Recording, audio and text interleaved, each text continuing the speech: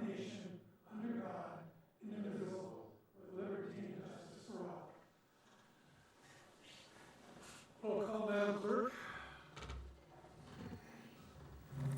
Mayor Paxton, Here. Mr. Eisenbach, Present. Ms. Nelson, here. Dr. Ween, Here. Mr. Moser, Here. and Mr. Christensen. Here. Mr. Knox is absent this evening. Right. Any changes to correspondence or agenda changes? There are no ceremonial matters? I'm sorry, there was a correspondence in our packet from the preservation group. Right. Okay, sorry. Sorry, did you want to comment on it, or? Well, no, that if we have a correspondence, I don't know how it's recognized other than Thank you. just in. So, it's from the Historical Preservation Committee, and it related to Ann Polnow not being on the committee. Yes. Thank you, Dr. Weedy, for bringing that up. It was a well-written letter. There are no ceremonial matters, so we're now under special reports. We're going to begin tonight from hearing from the Honorable Dan Sullivan, our Senator from great state of Alaska. You on the phone?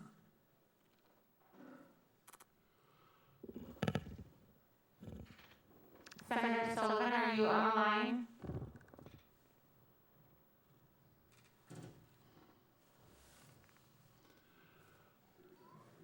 We'll be patient for the good Senator, yes.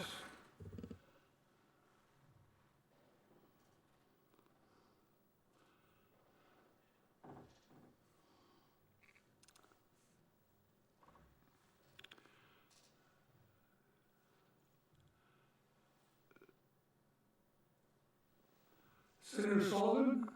Not yet, okay.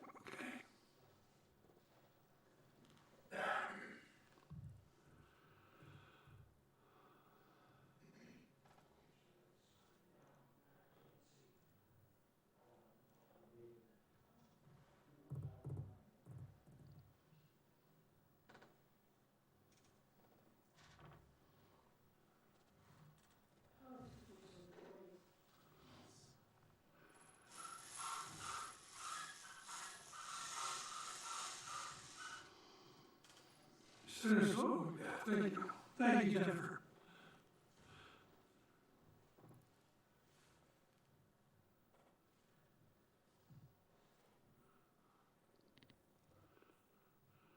Patience is a virtue. Not one of mine in particular.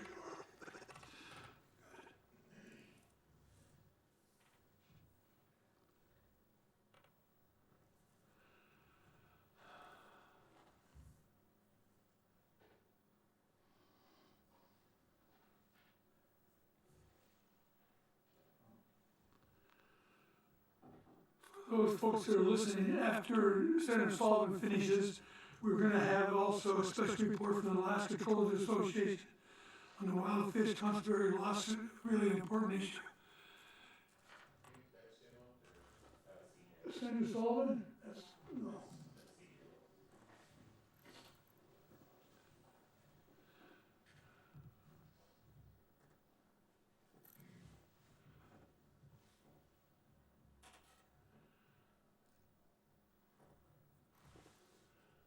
CJ, we're waiting for Senator Sullivan. We hope to hear from him in the next minute or so.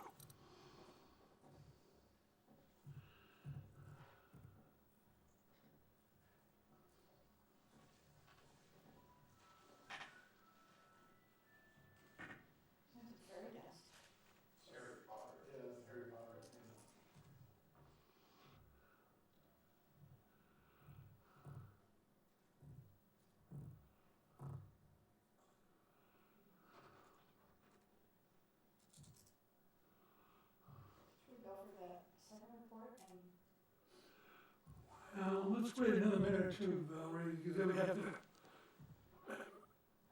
I just emailed Kathleen in Senator Sullivan's office. I've been corresponding with her throughout the day, so.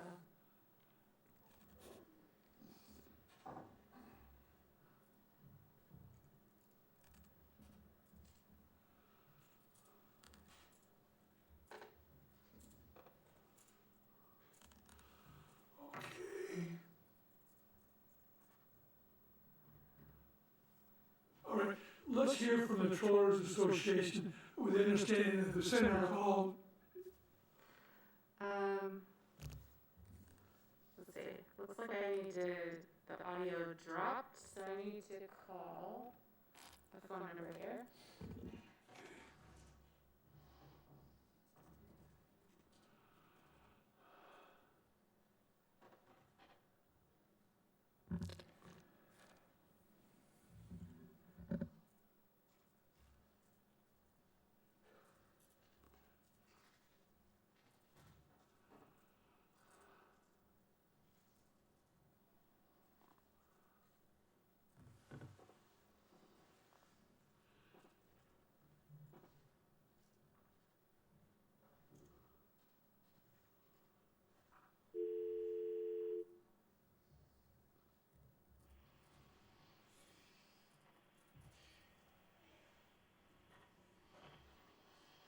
Welcome to Zoom.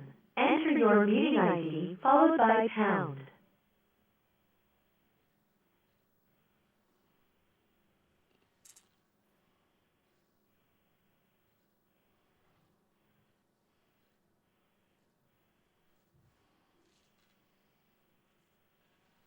Enter your participant ID followed by pound.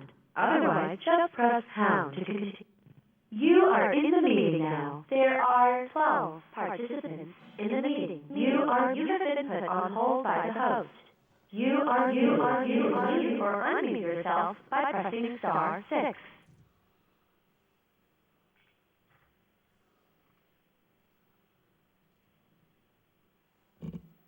Sarah, are you able to hear us now? Yes, we can. Honorable Senator Dan Sullivan on the phone?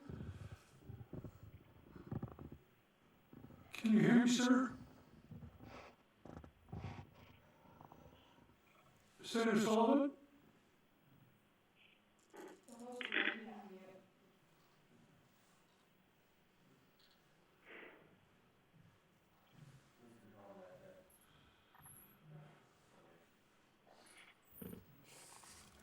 Grant, okay.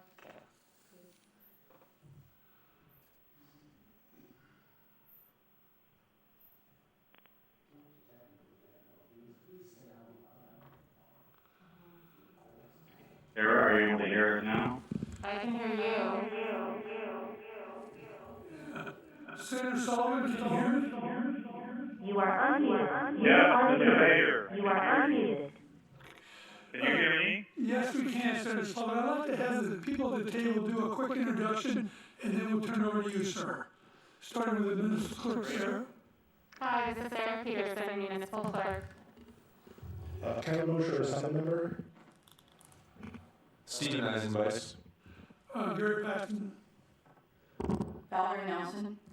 Richard Wiener. Tor Christensen. Good evening, Senator John Leach, Municipal Administrator. Brian Hanson. Brian Hanson, Municipal Attorney. Good evening. Well, Senator Sullivan, thank you for Good taking evening. time, and your floor is yours, sir. Well, Mr. Mayor, always good to hear your voice, and everybody in Sitka, I wish you I hope you had a nice Memorial Day weekend. I know we have a lot of veterans down there, including our great mayor, so thank you for all that you guys have done, and our state honors its veterans and Gold Star families in a way that few others do, so it's a proud aspect of what we stand for in Alaska. So I just wanted to first thank you, not just for your leadership during these challenging times, but for the opportunities to kind of just call in. This is what Senator Murkowski and Congressman Young and I have been literally doing on a daily basis for, I would say, the last 6 weeks.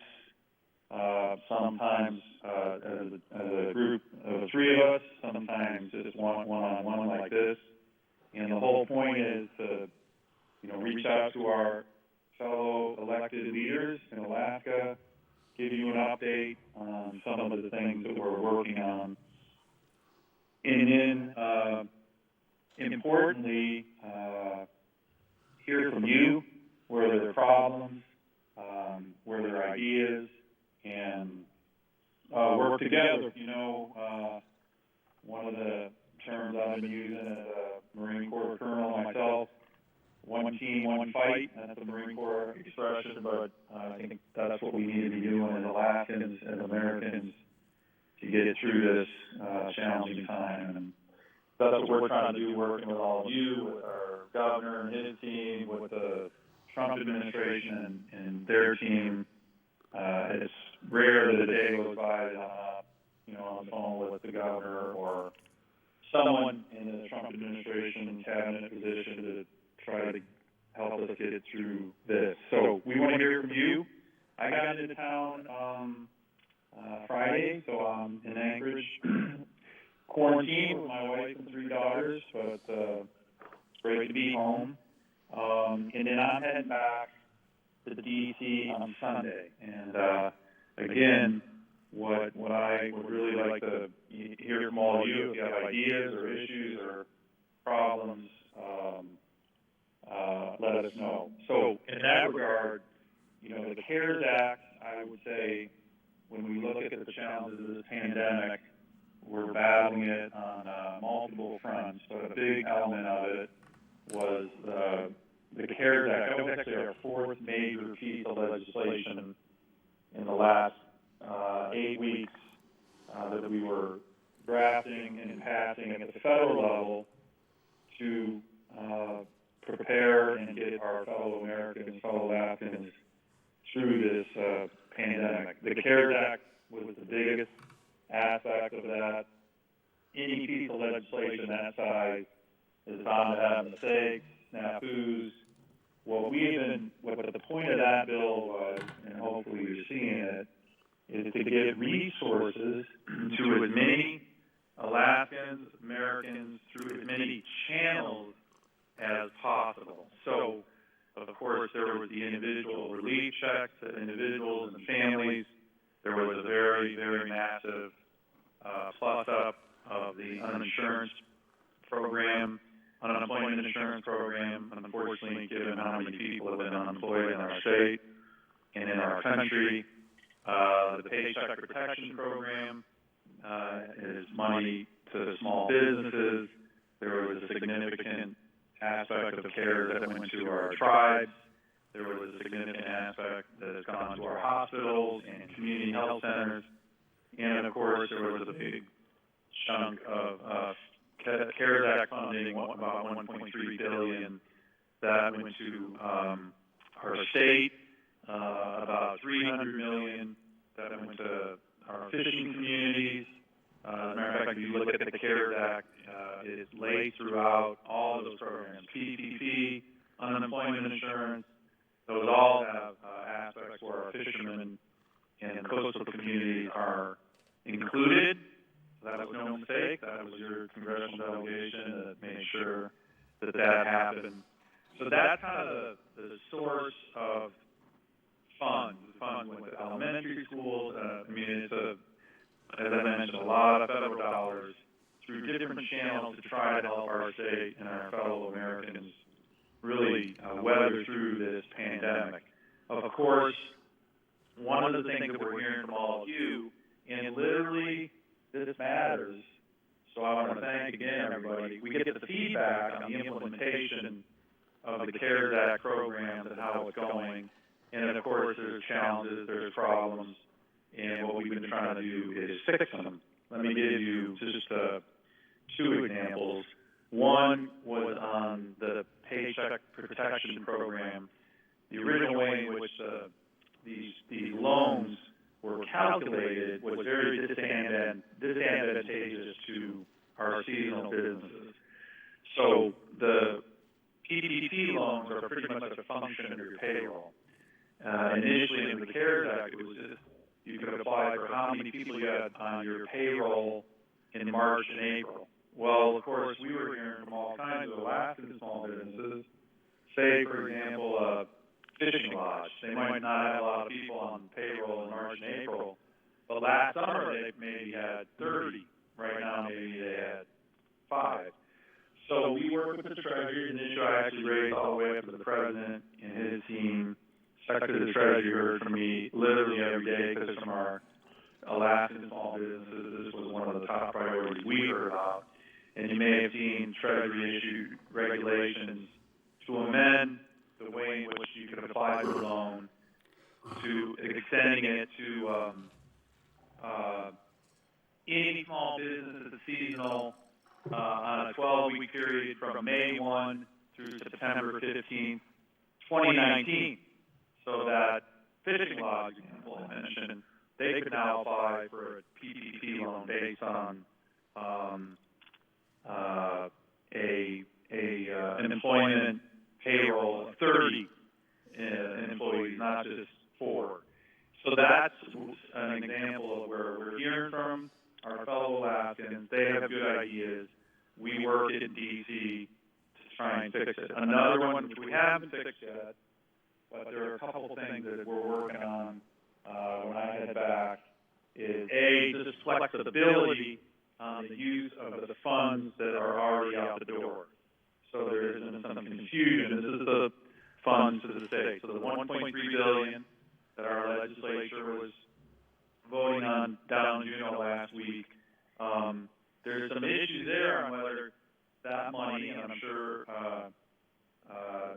Sitka and the surrounding community is getting hopefully significant funding from that money, but there's some confusion, ambiguity there on whether you, the borough, could use that for lost revenues. I have legislation that I think is very strongly supported by all elected leaders, every single elected leader I've talked to, the governor, his team, legislators, Democrats, Republicans, all our borough mayors, that is the Coronavirus Relief Flexibility Act. Essentially, my bill says if you have lost revenues, which I'm sure the borough does, related to the pandemic, then that money should be able to use to help make up for that. I think it makes sense. I had a long meeting with the President and the Secretary of the Treasury about this last week. We're trying to get them on board. So that'll be one of the things I'm working on when we go back, which I think is important. The second one, again, relating to the PPP, the Paycheck Protection Program for our small businesses, we did get that seasonal business fixed, but there's concern that this 8-week forgiveness period is too short. That's if you use the loan primarily to maintain your employment for the first 8 weeks of the loan actually turns into a grant for the small business. There's been a lot of discussion of extending that 8-week period out further. I'm supportive of that. We're going to go back to D.C. And, of course, work on that. A couple other areas that matter to our state, and I can get into them, Mr. Mayor, or the assembly members if you're interested. I've been working really hard with the Trump administration on trying to stabilize the global energy prices. We've had some success in that regard, not out of the woods by any means, but if you look at the price of oil 5 weeks ago, it was actually below zero. I don't even know what that means, but it sure is scary for our state and, in my view, our country. It's now mid-30s. A lot of that is due to the fact that we got the Saudis to quit their price war with the Russians, which was in many ways meant to take out our energy sector and hurt our thousands and thousands of Alaskans and fellow Americans in that sector who work in the energy sector. We've made progress on that. And then, of course, there's other issues that matter to Sitka, to the surrounding community that we are continuing to work on. We had the Secure Rural Schools success of getting that funded at the end of last year. We have been working my legislation, I think that all of you care about, the Save Our Seas Act. We had that last Congress, which was a big ocean cleanup legislation. My Save Our Seas Act 2.0 passed in January, right before this pandemic hit. That's considered the biggest ocean cleanup legislation ever to come out of the Congress, and I think people throughout our entire state really care about that. And then, of course, the ongoing work, which is exciting. We're seeing it throughout the whole state, but our buildup of the military, our buildup of the Coast Guard, we all work together hard on making sure that when the Coast Guard was building up, not shutting down, it's planned with regard to Alaska that we would have more ships, not less, and that the Coast Guard would spread those out. So I had a great trip to Sitka. Now, gosh, about a year and a half ago, with the comment on the Coast Guard, looking at the new dock facilities for the fast response cutter that will be coming. That's exciting. We're going to continue to work on that. And then finally, I just introduced legislation called the Visit America Act. That's a big bipartisan bill that we're trying to get the federal government to put together a plan. It's got a whole bunch of other things in it, but a plan to get to our tourism levels, pre-COVID. Obviously, we're impacted by that very negatively, but so are a lot of other states. So these are some of the things we're working on now. Certainly want to hear from all of you on what more we can be doing. And a final point, there's passing the legislation, drafting it up, there's the implementation of it, and then, importantly, there is the casework. My team is a really great team. I want to compliment them. Some of them are on the line right now, but they've been working very hard across the board on individual cases, whether it's a small business in Alaska, somebody didn't get their check, anything. You guys can use us. You guys should use us. Feel free to make sure if any of your constituents are having problems, they don't understand the CARES Act, they don't understand how to access these resources, reach out to us. I always say, can't guarantee you we'll solve the problem, but I can guarantee you that we will work our fingers to the bone to help. And my team has literally, since this pandemic hit, working 24/7, 7 days a week to help all of you. So anyways, I went on a little bit long, Mr. Mayor, but I wanted to make sure you had a sense, and I'd love to take your questions, comments, criticisms, whatever you want to talk about. So members, yeah, Dr. Wayne. Good evening, Senator Sullivan, and thank you for joining us here. It's a beautiful evening here in Sitka. There is something you can do for Sitka, and that is we see, though I don't believe in modern monetary theory, as long as you're printing it, please send it and continue to send it. But my point is what you could do for Sitka is that I'm currently observing how the federal government, and including the Fed, is bailing out any number of things through short-term debt repos, through bailing out hedge funds. The list that I see where the money is just being spread all over is amazing. But here in rural Alaska, Sitka, for example, has a very large bond debt, which we were not able to fully finance when we built our hydro dam, which produces clean electrical energy. And what has happened now is that those bonds are at 5%, and we are struggling to refinance them. And I understand what's going on in the markets today with the rise in the stock market. The markets are trying to reestablish themselves. But with all this money flowing around, I would like you to allow rural communities like us not to bail out pension plans like in other states, but to bail out infrastructural needs that we have assumed and is becoming very difficult for us to afford and to refinance. So with the Fed rates going to historic lows at this moment and entering into NIRP territory, negative interest rate, I would like to see the federal government allow us a short track into refinancing these loans at extremely low rates just to allow us to survive, and therefore we would be able to more efficiently deal with our finances. So you want to do us a favor?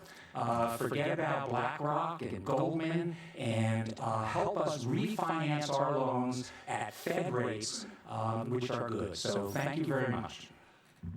Okay? Yeah, so I didn't, was this Richard, on the call? I Yes. didn't know who that was. Yes. Oh, okay, so let me kind of follow up on that. So one bill I actually put out, last week, now it relates to the Fed, but, there's a huge amount of debt and, deficit challenges that our country was facing before this, even with this pandemic and what the CARES Act did, it's, even more significant. So what I have been encouraging the Treasury to do on the federal level, to your point, Richard, is look at refinancing. It's not really refinancing. It's when short-term debt, American debt, expires to issue long-term bonds that have super low interest rates. Right. This is a really almost historic opportunity for us to bring down our own debt by doing that. So, and look, I'm no fan of BlackRock and, some of the ones that you're mentioning, but let me just ask you a question. How would you do that? I know that Sitka issued bonds,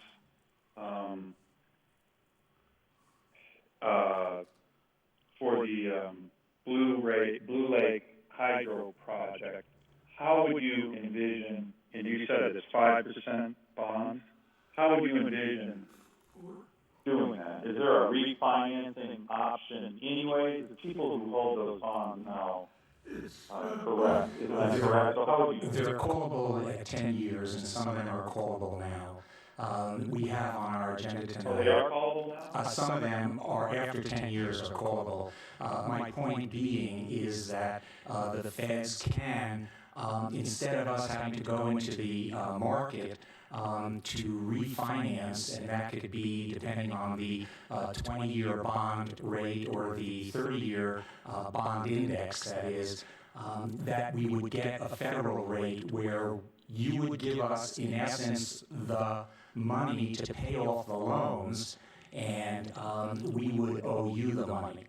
I mean, it's not that we want you to necessarily erase the debt, but I wouldn't complain if you did. The point is that we would get very low interest loans, which would unstress our system. So kind of like what you're doing now, like in the repro market, just give us the money, swap out the debt, and we will pay you back. Yeah, our lobbyists Look, have if you have more. Sorry. Senator Sullivan, yeah, we've got the staff, our CFO and our lobbyists will work with your staff on that. I want to get a chance for other people to ask questions, but that's a very important issue that we've been talking about for the last 2 years. Valerie? Yeah, if you can send us more info, details on that, Mr. Mayor, I would be very interested. And by the way, Richard, I also agree that this isn't the moment that, pensions from Illinois and other places should be. This is the moment to take on pandemic-related issues. But let us take a look at that because we have low interest rates. There's, I think, a lot of opportunity here, as you're mentioning. Thank you, Senator Sullivan, for calling in and joining us tonight. I don't really have any questions, but I do have comments. As somebody that has lived in Sitka for over 6 decades, I'm a former mayor from about 20 years ago, and I appreciate the help and assistance our legislative body is doing in Washington, D.C. I would caution all of you, though, to keep in mind that a lot of us are not going to know how much or how bad the damage is, and it's very easy for people to have their hands out saying, give me money, give me money, give me money now.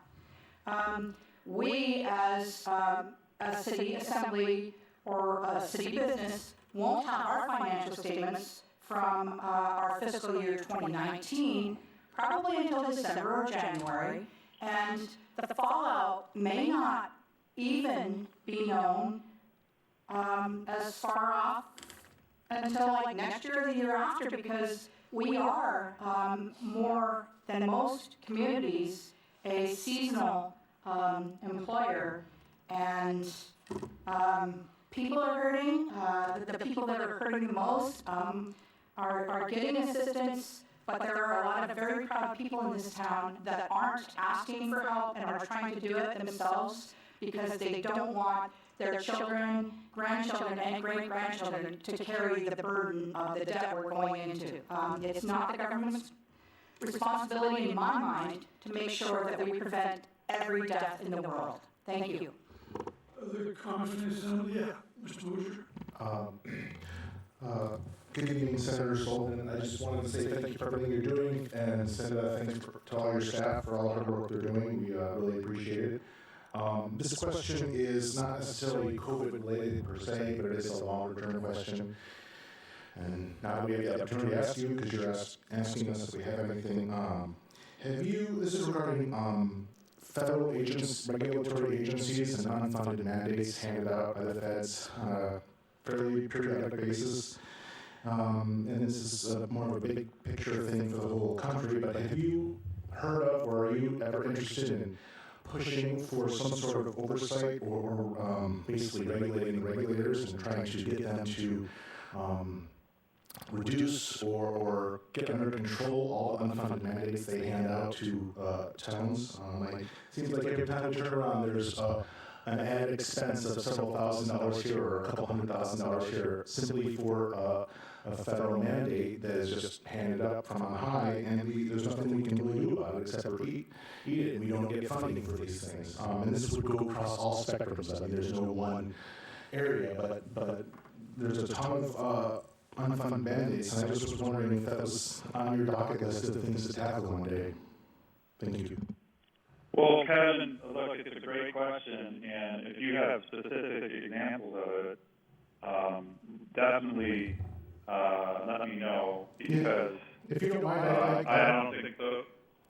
Yeah, I don't think those are fair, but yeah. yeah, go ahead. Sorry. I'll just, if now that I got the question on the record, I'll send your staff or you some emails on a couple things.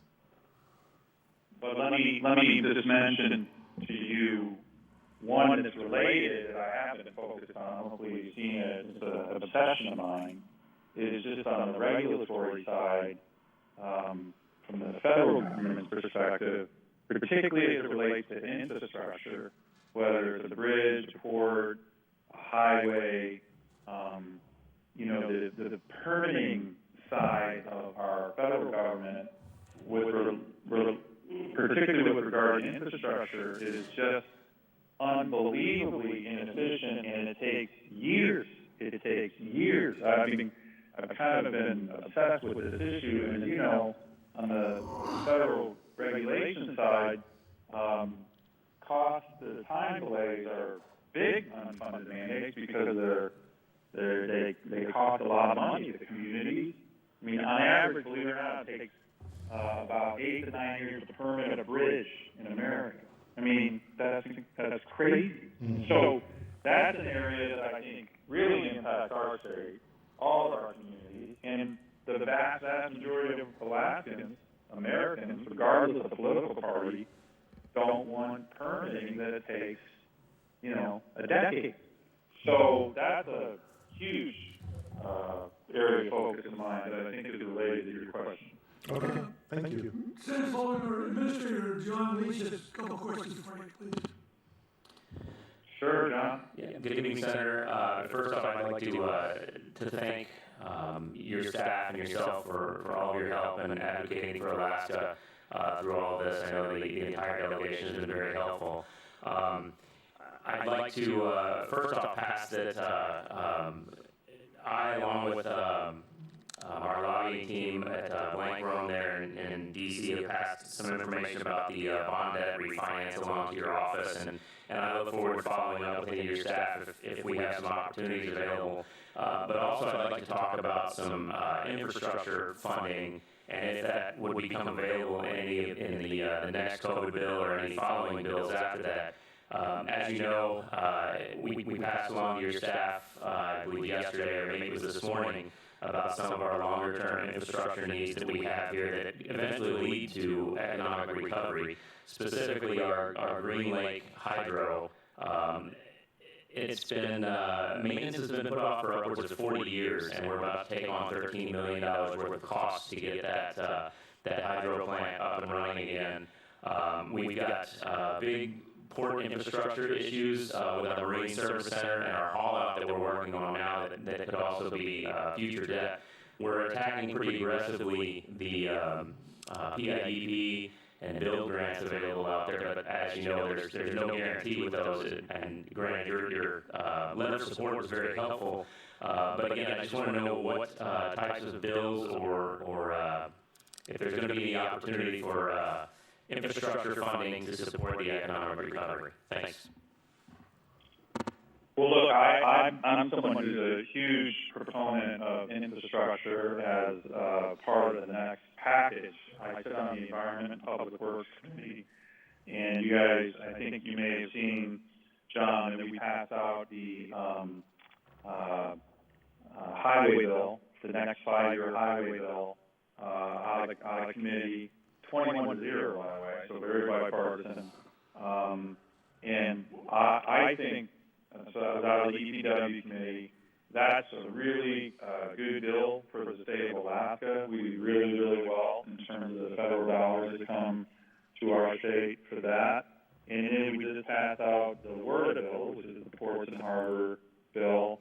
And again, to me, the combination of a highway bill, a WERDA bill, and broadband work, I think is a really good infrastructure package. It's not, the $2 trillion one that people are talking about, but it's a serious one. It's already passed out of committee.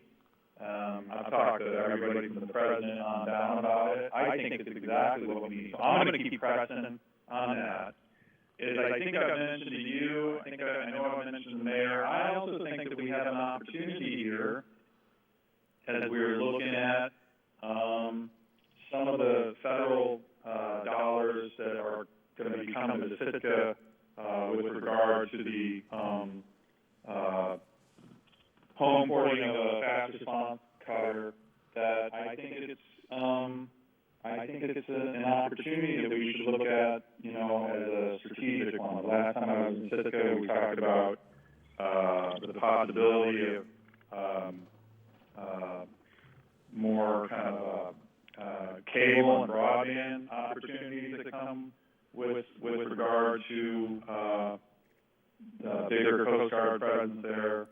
So I think strategically, we, as a delegation, I chair the subcommittee in charge of the Coast Guard, and I know you yourself know a lot about the Coast Guard, given your background, that we should look at bootstrapping opportunities that are right in front of our face with regard to infrastructure that relates to that project. That's, there's money, significant money coming to Sitka for that.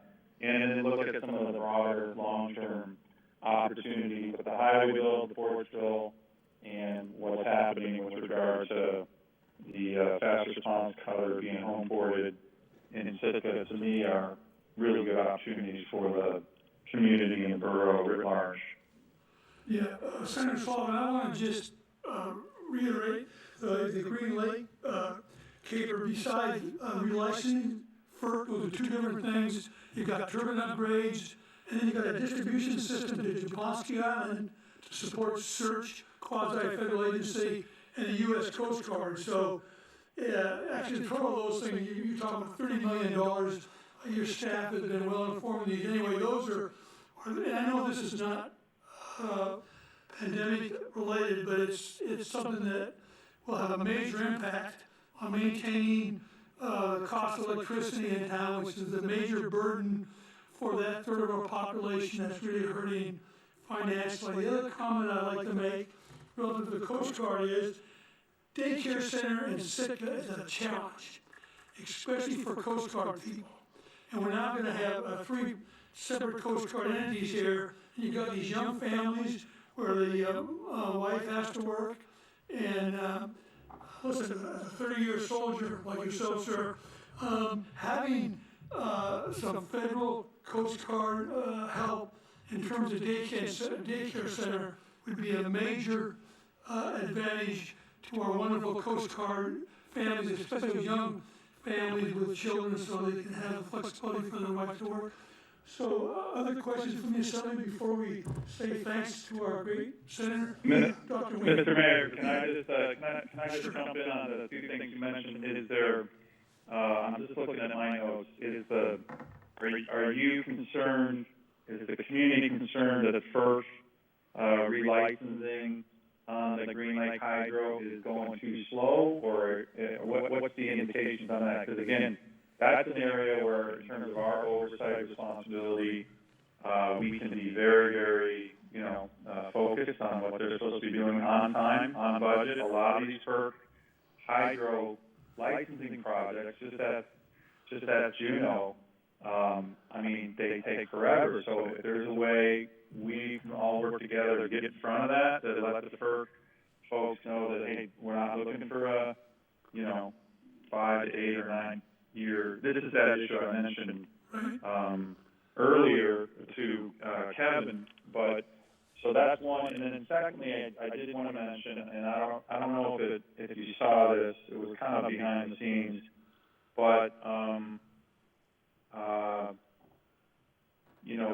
the Secretary of Defense had put out a directive relating to DoD daycare centers writ large that downgraded active duty Coast Guard families relative to non-active duty civilian DoD employees.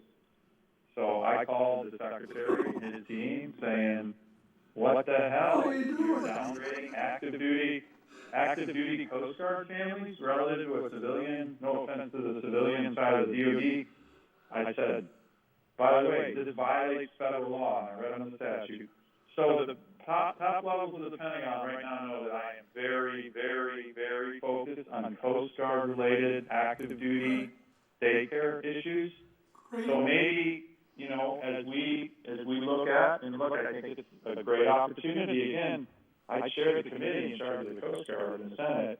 As we look at opportunities for what's going to happen in Sitka, which is exciting, that maybe part of what we need to look at is exactly what you talked about, which is daycare, maybe some kind of daycare-related services to the new members of the Coast Guard that are coming to Sitka, which I'd be glad to champion. I just, like I said, cut off at the knees the Pentagon's attempt stupidly to, put the Coast Guard active duty members at the back of the line when it comes to daycare. So that's something I would welcome the chance to work with you on. But sorry, on the FERC hydro licensing, are you guys worried about they're going to be slow like they typically are? No, Senator Sullivan, I think it's primarily a cost. But we'll get information back to your staff if there's an issue with the timing. I don't know the answer to that question. It's primarily cost. The costs are hundreds of thousands of dollars versus millions, but in our electrical, every $500,000 has a major capital impact in our electrical department, which takes millions of dollars a year of capital investment, as you know. Other comments before we say thanks? Senator Sullivan, just a quick context, and that is Sitka is going to come up short with revenue, and I know that the CARES Act cannot replace revenue, and that's the importance of refinancing debt, and if we are able to do that, then that represents a long-term solution, because if we come up short with revenue, we still have to pay our debt burden. And so therefore, this is as directly related to COVID as anything else, because we still have to deliver services. So I just wanted to give you that context, that this is not just refinance. We are a small rural community which depends on tourism, fishing, and multiple other things which have been dramatically affected, and our revenues are going to be affected, but the long-term burden is our debt, and I know that you can help us with that. Thank you. Okay, some members, thank you. Well, again, I'll just mention real quick, the bill that I'm working on now, that I'm hopeful that we're gonna make progress on when we get back. I've already met with the President on it, the Secretary of the Treasury, it's very bipartisan.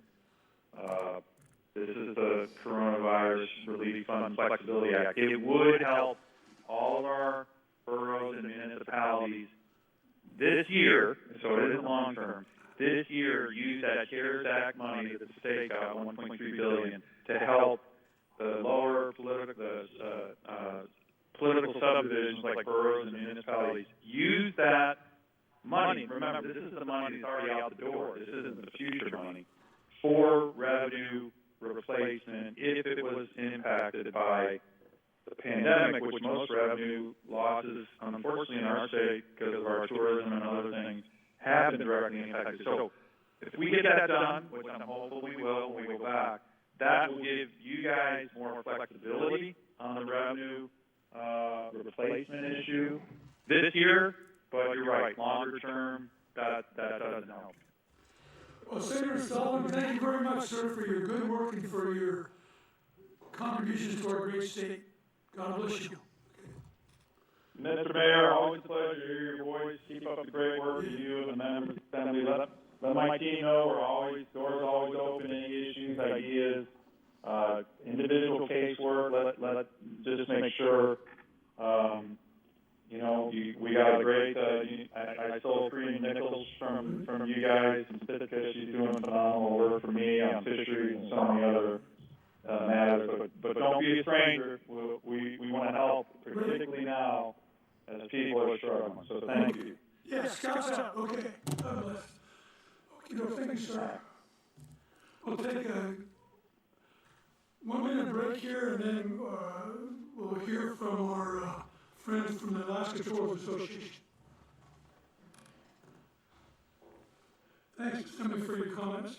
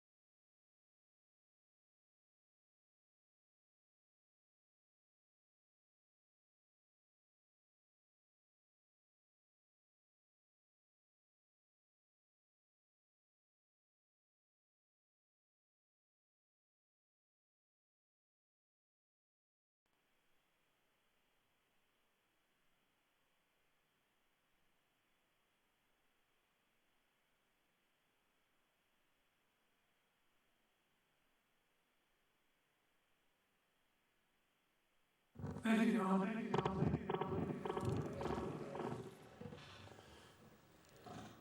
You are unmuted.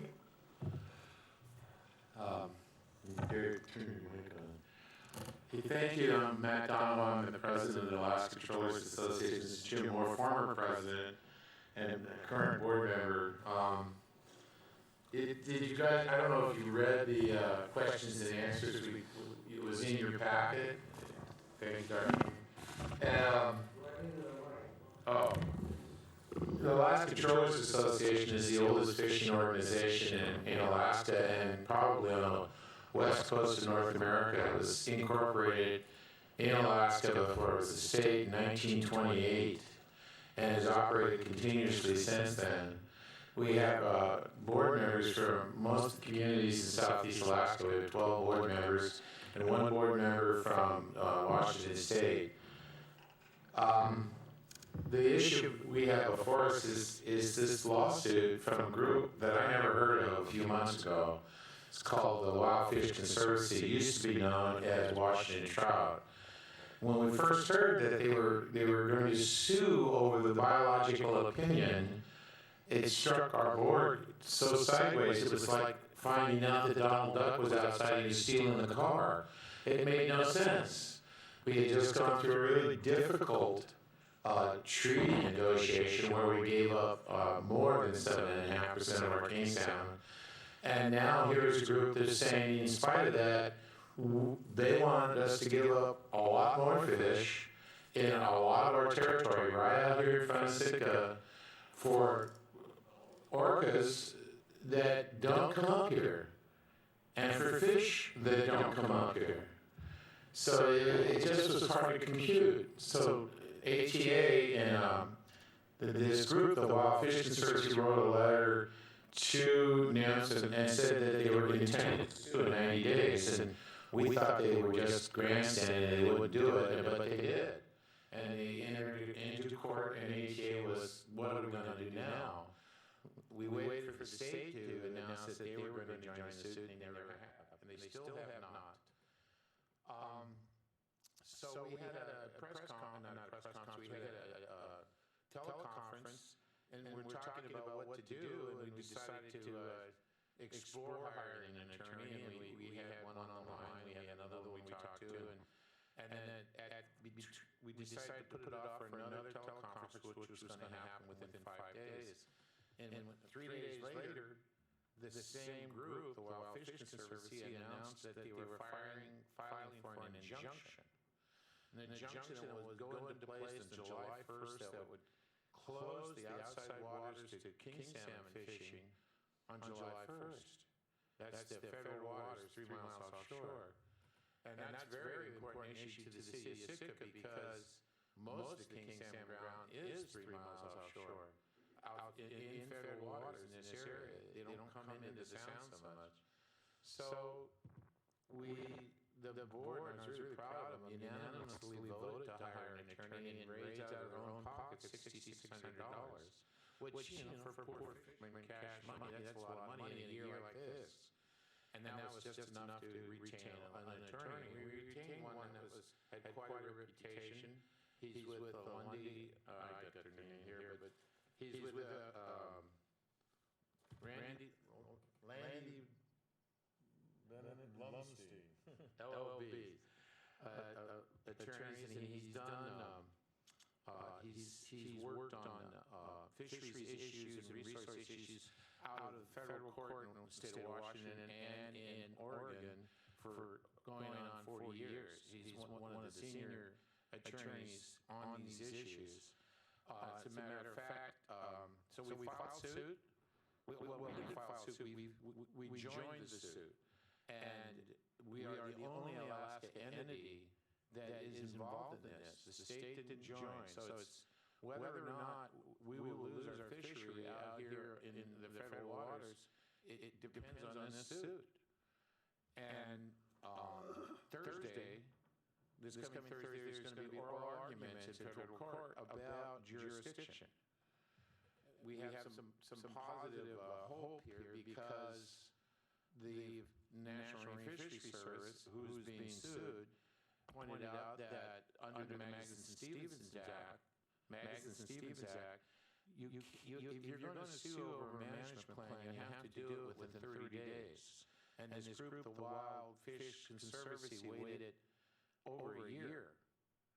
So it's contention of the National Marine Fisheries Service that they can't do what they're doing. But like all things that go to court, it's up to the judge. And I don't know what the judge is going to do. I don't know what's going to happen. What I do know is happening is that it's costing us a lot of money to do this. And money that, this is a particularly bad year for this to happen to this fishing fleet, and I don't think it's accidental. The price is in the toilet because of the COVID-19. Restaurants are closed. Our number one, our best market, we've lost, the restaurant market. So we're struggling along. The fleet is a surprising amount of money. I'm not sure. I don't have the accounting of it yet. We have one person office, and she's working her tail off just to keep up with the bookkeeping. And so we don't know how much we have, but we're keeping up with the legal bills so far. But this is only the first stage. This is only the ruling on the injunction. The real suit can go on for a long time. I don't know how that's going to go. I hope we prevail. Otherwise, there's a good chance that trolling, and this town of Sitka is the world's capital of salmon trolling. It's got the biggest smallboat fleet in the United States of salmon. It's got the biggest smallboat fleet in Alaska, and it's a major part of the economy of this region. The city of Craig kicked in $2,500, and one of our board members is pitching to the city of Petersburg, and I think we'll get something from them. So, Jim, do you have anything to say? Just that our board was concerned when we heard about the suit. We discussed, getting counsel, maybe intervening in the suit, but finances was a major concern. But when we saw the injunction, and we recognized that we had to do it, we had no choice. Now, I think that we have a good lawyer, someone very experienced in federal courts, but I would have preferred we would have co-counsel. The attorney that's been the counsel for Alaska Troll Association for 30-some years with experience, but we just don't have the funds for that. We may have to go that route further on down the line. I just wanted to say too that commercial fishing is critical infrastructure. Right now we're this entire industry. One thing that really burned me: this entire industry could be shut down by this capricious lawsuit by this group, and it concerns me also that this is happening in federal courts in the state of Washington, where we got the Bolt decision. And, things can go sideways. And so there's been just this whole last summer, we heard about a mother killer whale pushing her dead baby around, in the media. It was just this media barrage of this. And this is the venue of the court, This judge has been subjected to all of this kind of stuff. Anyway, those are just some of my concerns. We should probably open it up for questions. Well, one other thing, this public relation campaign in Puget Sound has been going on for a long time. It's a really big business, whale watching, in the hundreds of millions of dollars in both Washington and British Columbia. This whale, smothered whale, the baby whale, the calf, died within a half-hour of birth. And the story is that it starved to death because it wasn't getting enough king salmon. Well, a half-hour-old baby killer whale doesn't eat king salmon. what happened, 50% of all killer whale calves don't make it through their first year. But the media inundated the world while this one mother killer whale carried this baby around for 17 days around Puget Sound. And the story is that the reason the baby died is because we here in Alaska are taking king salmon out of the mouths of these killer whales. That's just not true. So we have a very difficult public relations issue to deal with, but the thing before us is the lawsuit. We should, if you guys have any questions, we'll take them. Well, I'm glad you hired a legitimate firm as opposed to Dewey, Cheatham and Howe, LLC. This to me is a ridiculous suit, and it just smells of what is called a SLAP suit, strategic lawsuit against public participation. And what it does is they put this up, and the other side has a hard time maintaining a financial stand against it, and frequently they will drop out because they just can't afford it. I've read the information that you have said. I've been aware of this suit for many months now, and my question is this something that we can give an advance from for the Fisheries Enhancement Fund? Because I think that if Sitka can make a donation towards this, I think this speaks to fishery enhancement directly, and probably more direct than anything else. So I would need to know from someone here if we have any funds left in fishery enhancement, though I know we give it away. But is it possible to develop something to give an advancement if we should go that way? Before you do, I can ask a couple of questions because it's related. Just because I was thinking along the same lines. But first of all, do you have a number you're asking for? I mean, I know whatever we can, but what were you hoping for? What's your number? We were hoping for $5,000. Okay. I was hoping. All right. So I mean, it helps. And if I guess before then, I guess the other question I would ask staff is, what would be the mechanics of us approving that? If the money's there, or maybe the mayor's budget or something, wherever we got it from, what would be the mechanics of how we get that out? Would we have to do like an emergency ordinance at another meeting so that we don't have to do 2 meetings or something like that? And finally, have you communicated with the congressional delegation? We have, but this is so much in free fall right now. You know, our deadline for filing was May the 11th, and before that, you know, I'm sorry. Our deadline for filing was May the 11th, and before that, we were kind of under constraint. We were told not to talk to people and let the attorney handle it, and we were also told by the state not to counter the arguments of the Wild Fish Conservancy. They didn't want to give away their arguments. So we're not experienced in this process at all. This is not something we wanted to do. So at this time, we have the HA Legal Fund, which is a tax deduction, but I don't know how the city could take a tax deduction. And that's where the money's going for the lawsuit to the legal fund.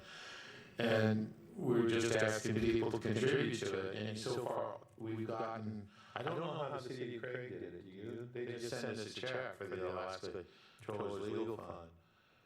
I don't know what that process was. Yeah. Brian and then Valerie. I think we're getting a little out of line here. I think there's discussion that amounts to deliberation on a expenditure that this body would have to make, and the public hasn't been notified of this. get a little beyond this. Thank you.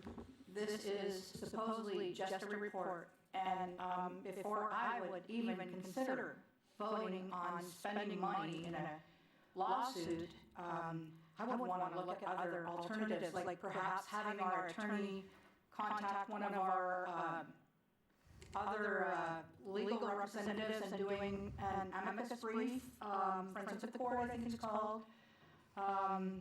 Fisheries enhancement might be the way to go, but the public needs to weigh in. I mean, nobody wins in a lawsuit, ever, other than the attorneys. And then, you know, it just seems like nobody wins. We didn't bring this lawsuit. No, I get it. But this is just a report, and we are getting. Yeah, I understand. Well, I'd be willing to co-sponsor something for the next meeting. I'll talk to either, okay, Tor, we'll talk to Tor. All right.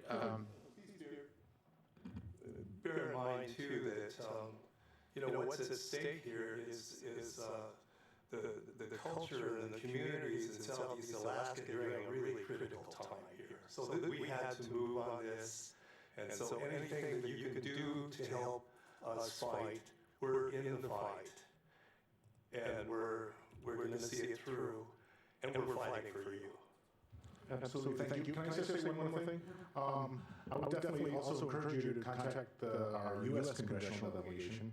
They should be on this. You know, we just had Senator Sullivan, and I didn't feel like it's appropriate to say anything at the time. But and also, I would definitely think that getting on board with a governor's office and say, hey, listen, they're about to shut us down. I mean, they need the help too. But like I said, I'll work with Tor on something.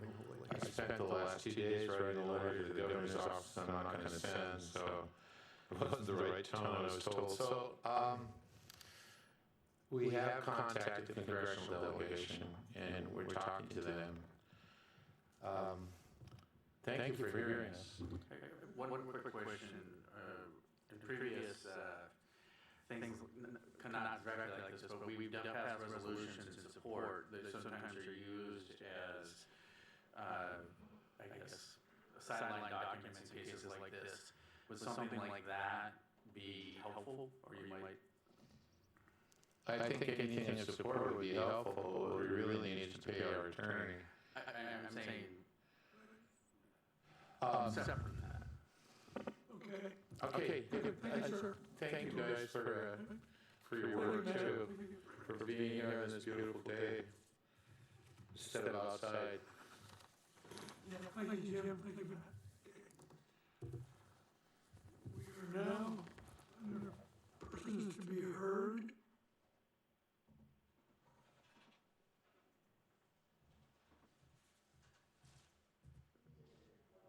John and Brian, if it would be inappropriate, I would think any correspondence to the governor's office about a meet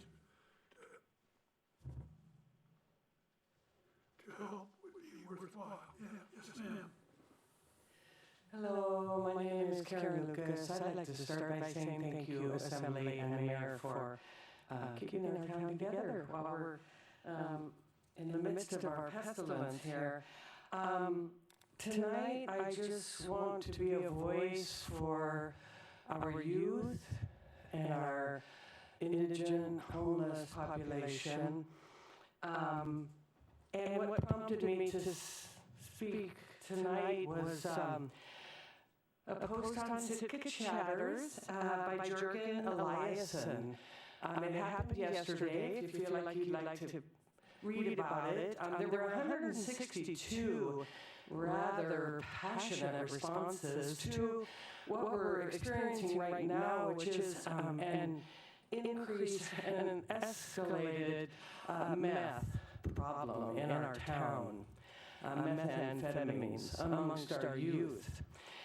Evidently, there are meth houses that are identified. There are cars that are identified as distributors. And I'm not faulting our police force. I know that they're also struggling.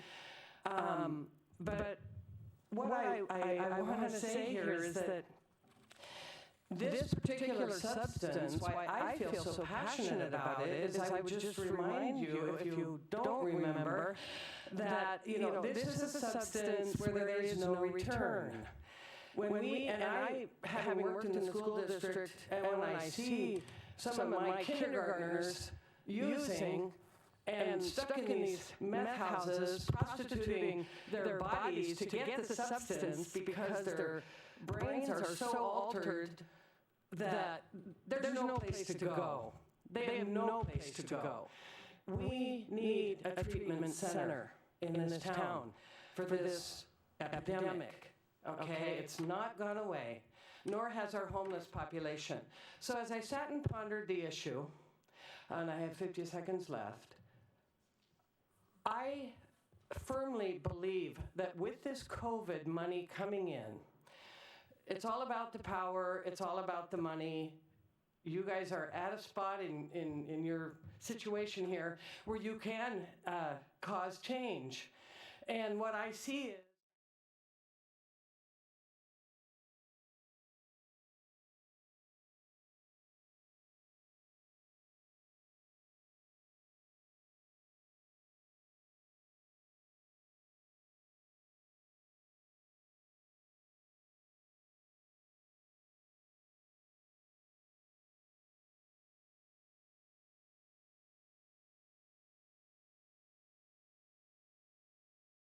okay, so I have been working with Lloyd Platson and whatnot with SCAPS.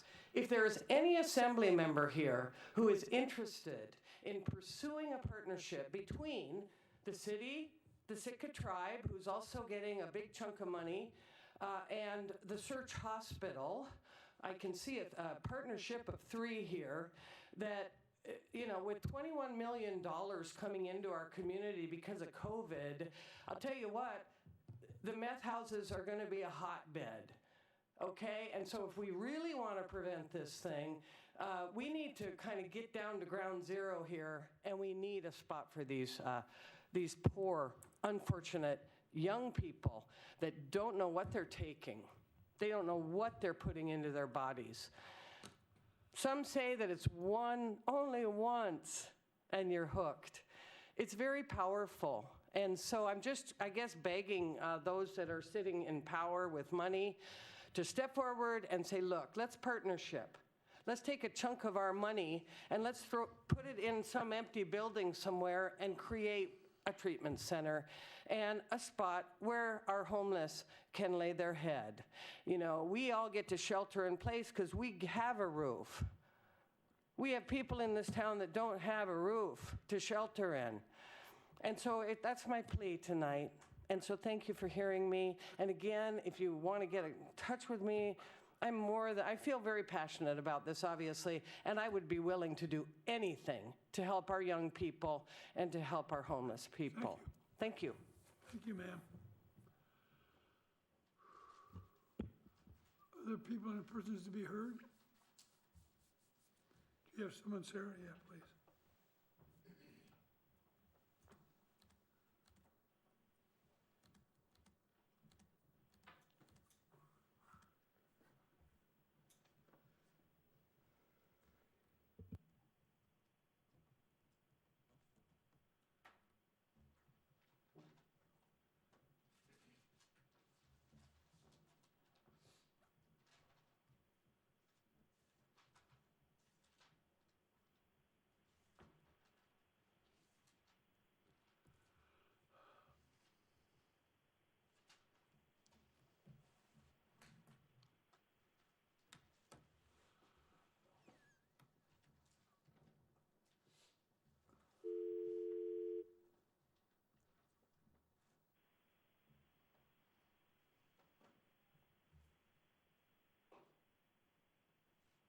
Welcome to Zoom. Enter your meeting ID followed by pound.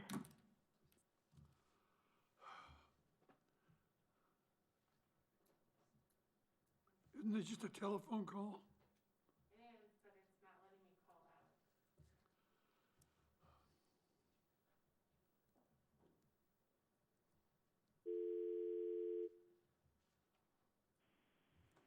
we need to sort out these technical issues if we can. I mean, it's, you know.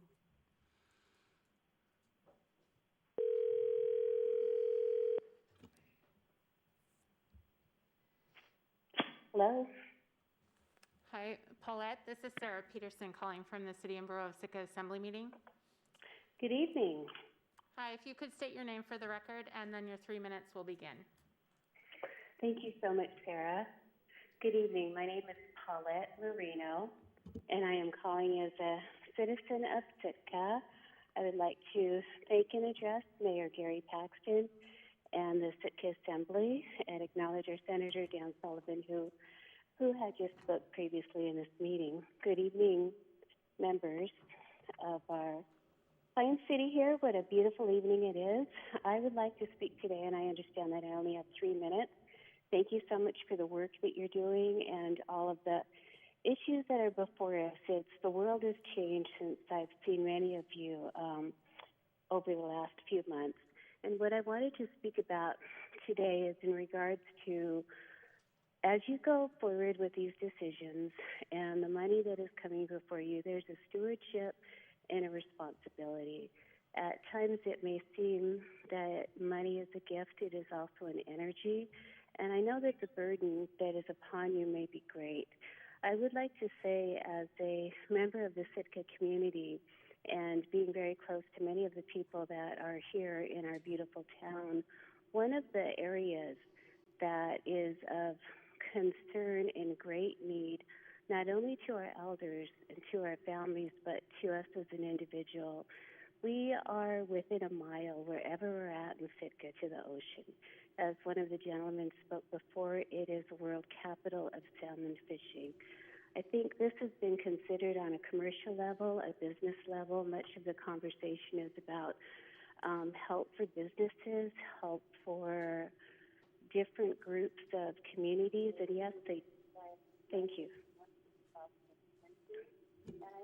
Thank you, Paulette. And, okay, I just want to conclude, if I may. I'd like to see our food be shared and our salmon be provided to the citizens of Sitka first and foremost as you take these into consideration, because we are going to need to have food security throughout the time that is ahead of us. And I like the idea of having less fees for the boat dock and the harbor, maybe gas, and some of the boats that go out. Let's look at our neighbors and see how we can help each other and feed our neighbors first. Thank you so much for your time. I appreciate it. Thank you, Colette. Okay, good. We are now at reports. I have none. Mr. Administrator? I have no reports, Mr. Mayor. Mr. If I can ask Mr. Leach a question. In our packet, we had a delinquency notice, and there were some notions of what to do or not to do. Part of it had to do with you, part of it had to do with the assembly. I was wondering what your thoughts were because it was presented within our packet. Absolutely. I put this forward in the packet mainly for transparency, but as a list of uncollectible personal property tax balance. I'm assuming that's the letter you're discussing. It lists the accounts that we've sent the collection notices to. Some of them, if you can see from the list, are just a couple of cents, and it's probably due to an accounting error. And then there's the $100 penalty, and then the interest that's added on top of it. And if you reference the code, it says that any unpaid debts that are under an amount of $200, the administrator can write off as they're uncollectible. And it's a fairly small amount. I don't have the exact number under 200. I had that written down, but I didn't bring it with me. Anything over $1,000 owed would require assembly approval to write off that debt. But as of now, we'll proceed with collection notices for those accounts. The total amount was $11,973. Correct. Mr. Attorney, Brian? I've been very busy. I have a list of all the things I've been working on the last couple weeks, but I'm not going to read them to you. I'm just going to tell you that there are a couple interesting things that go on during the course of my work that where I think that I have outreach that you should know about. And it's two things. One, we had a meeting of the bench and bar where Superior Court Judge Jude Pate got all the attorneys from Sitka and who deal with the Sitka courts and went over the rule changes and modifications that have affected the court system in COVID-19. It's very interesting to hear the problems. Some of that affects the city and borough of Sitka, and I participated in that meeting and learned a few things.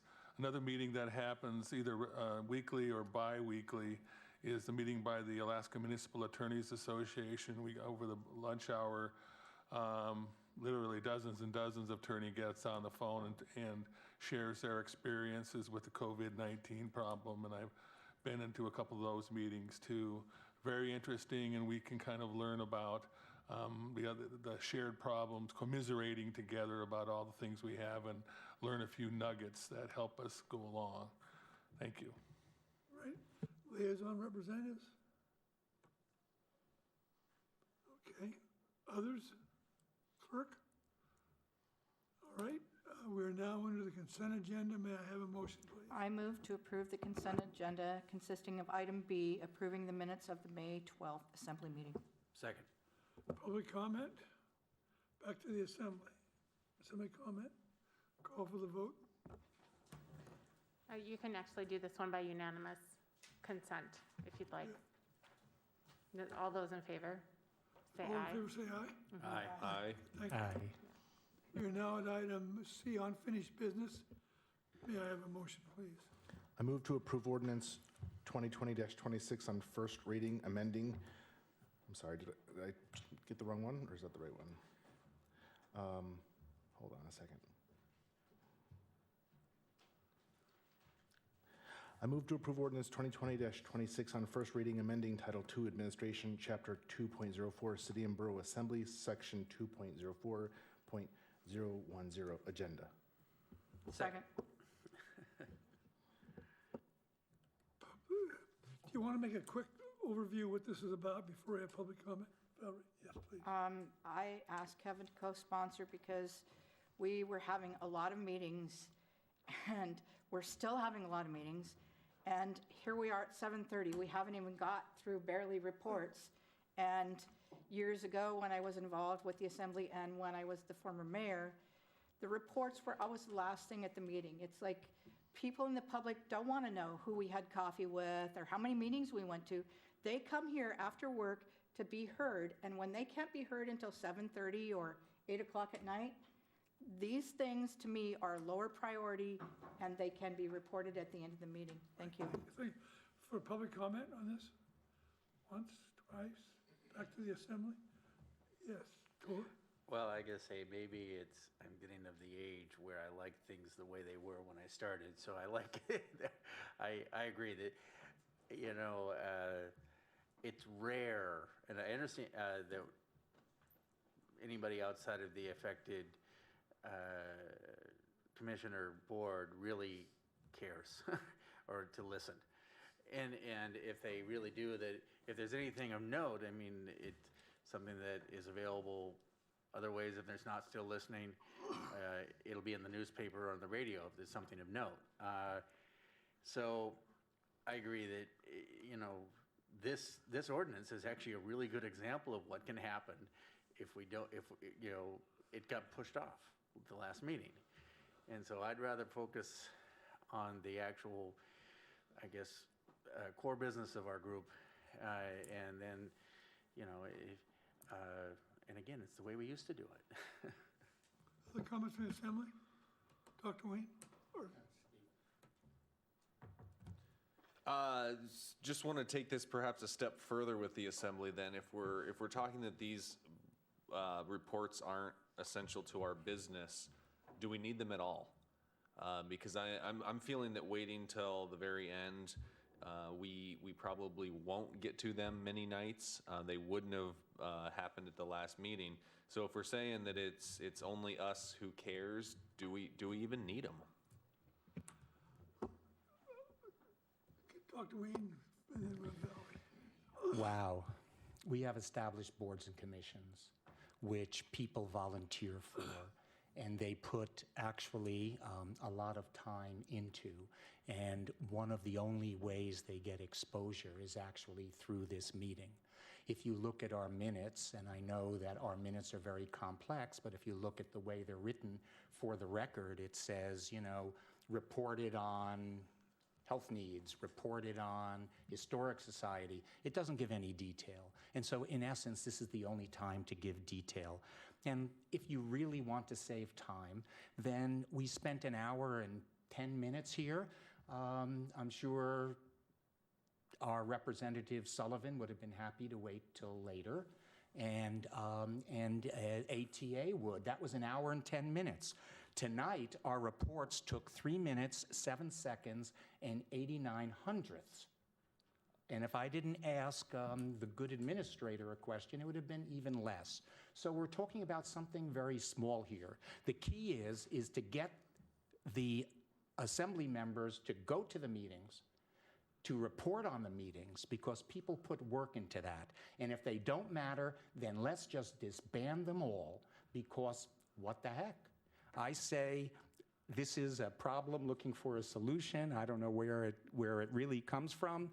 Our reports are the smallest portion of anything, so have at it. Thank you.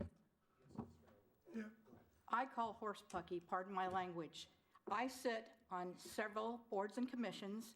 I make my reports, but guess what? We've been in a pandemic. We've been shut down.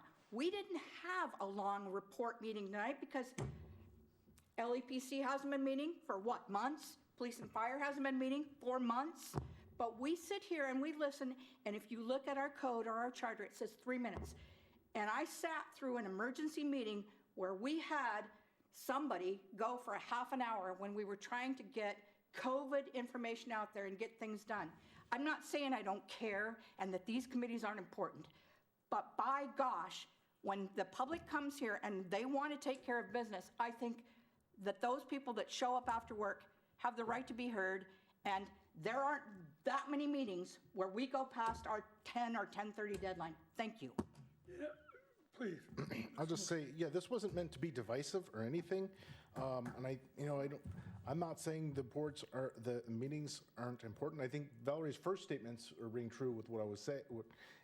And Tori's is just, it's been done before. It was tried and true. A lot of times people, when they come after work, they want to come here, they want to get heard about their certain issue. It's just more of efficiency. This was not meant to hurt anybody at all. I think it's more efficient, that's all. Right.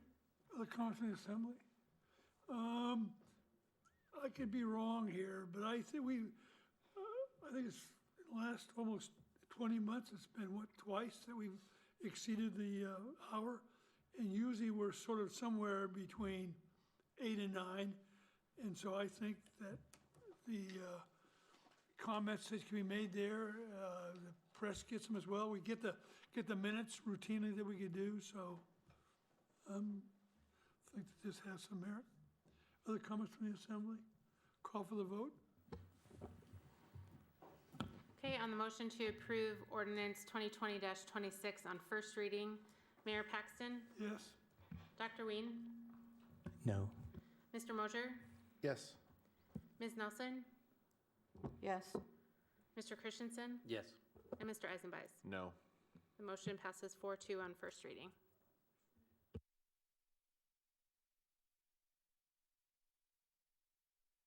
I move to approve ordinance 2020-27 on first reading, amending Title II Administration, Chapter 2.20, Fire Department, Section 2.20.010, Establishment. Second.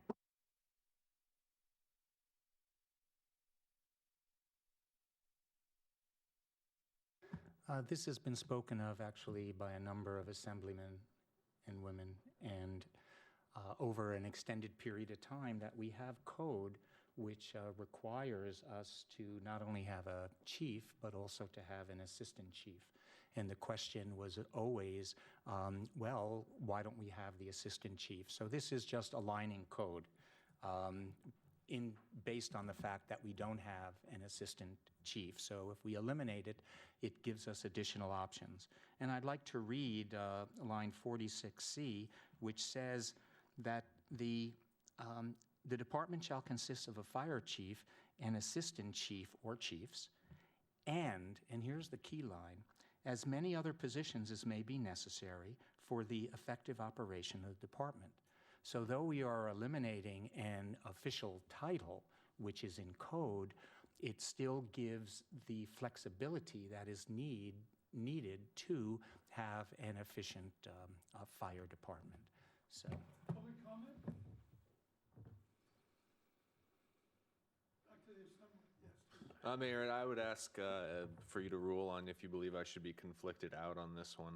I am a volunteer at the fire department. I am an officer there. I receive a small stipend from the city for my services, and this is pretty near and dear to me. So if you believe I cannot offer an unbiased ruling, then I would accept that, but I submit it to you. Okay, then I won't bring it up either. Okay. Other comments from the assembly? I'm not sure what Dave's title is anymore. Holdover, maybe? But do we have, does Dave, I would be interested to hear the acting fire chief's opinion on this. Yeah, while we're waiting, come up, Dave. Listen, we've had the pleasure of having Dave Miller being our chief and our assistant chief for 20 years. And, this is,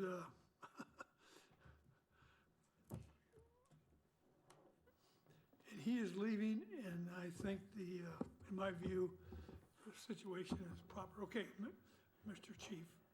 You know, I learned something today, just now, that, man, when I sit down here, the light comes on automatically. I don't have to push the button anymore. Must be the retirement thing. Friends in high places. Friends in high places. Hi, my name is Dave Miller. I'm the interim chief at this point in time for the fire department. A few years ago, and I'm not exactly sure how many, 3 or 4 years ago, whatever it was, the assembly and the administrator at that time decided to, in an effort to save money because budgets were tight, et cetera, to cut the position of chief, or the assistant chief position, I'm sorry. And the discussion was that after a year or so, we would discuss it again and see if it was a needed position or not. The discussion really never happened again, I don't think. And so here we are today. The opinion of Dave Miller, who is almost nobody now, is yes, you should have that position. No, I don't want to be tooting my horn. I don't like that. I don't like doing those types of things. But it's easy to spend a lot of time at the fire department, whether you need to or not, to make sure things are getting done and showing up to late night calls to make sure that, there's one extra person there. And we have a great staff that is, is top of the line. But I think having that extra person there when I'm on vacation, say, there's somebody there that's covering the assistant chief position, plus doing the regular job of the engineer. It's a long process and a tiring process to do that. If you want my personal opinion, I'd hire an assistant chief. I think have we fallen behind in the last 3 years? I don't think we've necessarily fallen behind, but I don't think we've gained either. It took a long time to get our standard operating guidelines brought up to stuff, our emergency operations procedures brought up to stuff, because there's not a lot of extra time to do stuff like that. And, our job just isn't fire, and it just isn't EMS. It's everything else in between. It's like the discussion today was tsunami sirens. We have 12 of them or 13 of them, and they all need to have somebody that knows something about electricity go into them and work on them. And that's Craig Warren. Well, Craig Warren is also an engineer, and we're all busy, so we're trying to figure out time that he can get in there to do all these things that should be done yearly that we haven't gotten done for a few years because we're either busy or short or all of those things. Having that assistant chief is one extra person to make sure things are running smoother in an operation that I think is needed in the city. Comments from the assembly? Dr. Ween brought up a good point. The department on line 46C, the department shall consist of a fire chief and as many, if we eliminate it, well, it is actually, it's already limited. Sorry, and as many other positions as may be necessary. We could approve this and still the administrator could theoretically hire a fire chief, as far as the way I see it.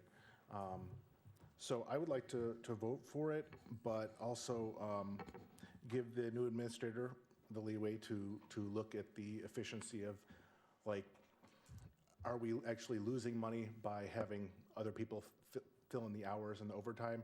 I trust that John could come up with a fair assessment of that.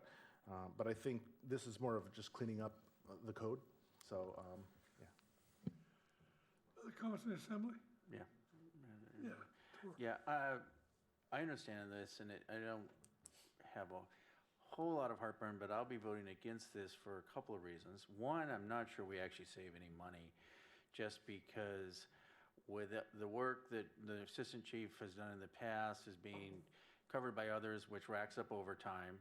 The assistant chief often would cover the radios when somebody else would not have to call somebody in for the minimum time to do it. But the other kind of more insidious is that there's a lot of things the assistant chief does to keep things running smoothly that don't make headlines, that aren't showing up on a budget sheet. Things like getting the standard operating procedures, making sure they're up to date, action plans, dealing with volunteers and other issues, cutting them off before they are an issue. Just having command staff around more, because the chief, whoever it is, can't be there 24/7 all the time. And I think it makes us for a better department. And so, well, I think the budget issues are probably pretty much a wash either way. You're gonna, I think the lack of command staff hurts us in the long run. So, like I said, I understand that they can do it, but that's gonna make, without having it in the code, but that makes it a target every year. And I think having a clear chain of command, because if Dave stays interim for another 20 years, someday we're going to need, and having that clear line of command is a good thing. Other comments from the assembly? Valerie. I'm going to vote in favor of it because for the last 2 years, we have voted not to fund the assistant fire chief. Maybe we're not saving money. Maybe we are. Who knows? When the interim chief, former chief, goes on vacation, the old guy, but not as old as me, there's normally an acting fire chief. And there are enough people in there to step in. And, I'm old enough to remember when there were like only 2 paid positions in the fire department. So, yeah, we're going to be flush with money, $14 million coming in, and maybe we can, push some of the COVID funds off there. But this free money isn't going to last forever, and people are suffering, and we are not going to know, I think, for years out. And so, if the new chief comes in, and we have a new administrator that I think is doing a very commendable job, and they decide that this position is needed, the verbiage is still in there. Thank you. Other comments from the assembly? Yeah, Steve. So my comments are going to come from a position of seeing what happens inside the fire hall. So I'm going to have a side to them, and I want that to be fairly obvious with the assembly. One part that has not been mentioned yet that the assistant chief can take care of is training. Training is something that concerns me and the firefighters beneath me, because we may get to a point here soon where we start to fall behind on training. We have enough residual knowledge in the hall right now where that's not happening, but a few transitions could happen where across multiple divisions, we start to fall behind in our training, and an assistant chief is instrumental in making sure that we keep up on that. So that's another thing that position can and should do that was not talked about. Not having an assistant chief works for us right now, and it works for us because of the man sitting right there. And it's because when you drive through the roundabout at 6 in the morning, you see his car already parked at the fire hall. When you drive through at 5 at night, you see his car still parked at the fire hall, because he does put in my estimation, far too many hours into his job because he enjoys it. The cautionary message there is that a new chief who comes on may not have the 24/7 mindset. It might be a 9 to 5 to this individual. At that point, an assistant chief is going to become a bit more important to the hall. However, I do respect the fact that we still can hire this. This language deletion does not prevent us from. It simply brings us in compliance of code, which we have been out of compliance with for the last couple years, which I do appreciate. I don't believe that the assembly should have code that we knowingly and willingly violate. Overtime, I don't have figures in front of me, but I do believe that an assistant chief could reduce the amount of overtime, not necessarily saving us money, but paying for his or her own position. So just a few points of view from the inside there. When we do get a new fire chief, I hope we will look at this and see, if the assistance actually comes at a benefit and not necessarily a cost savings, but at least a cost neutralization for this position. Thank you. Yeah, please. Man, you're quick.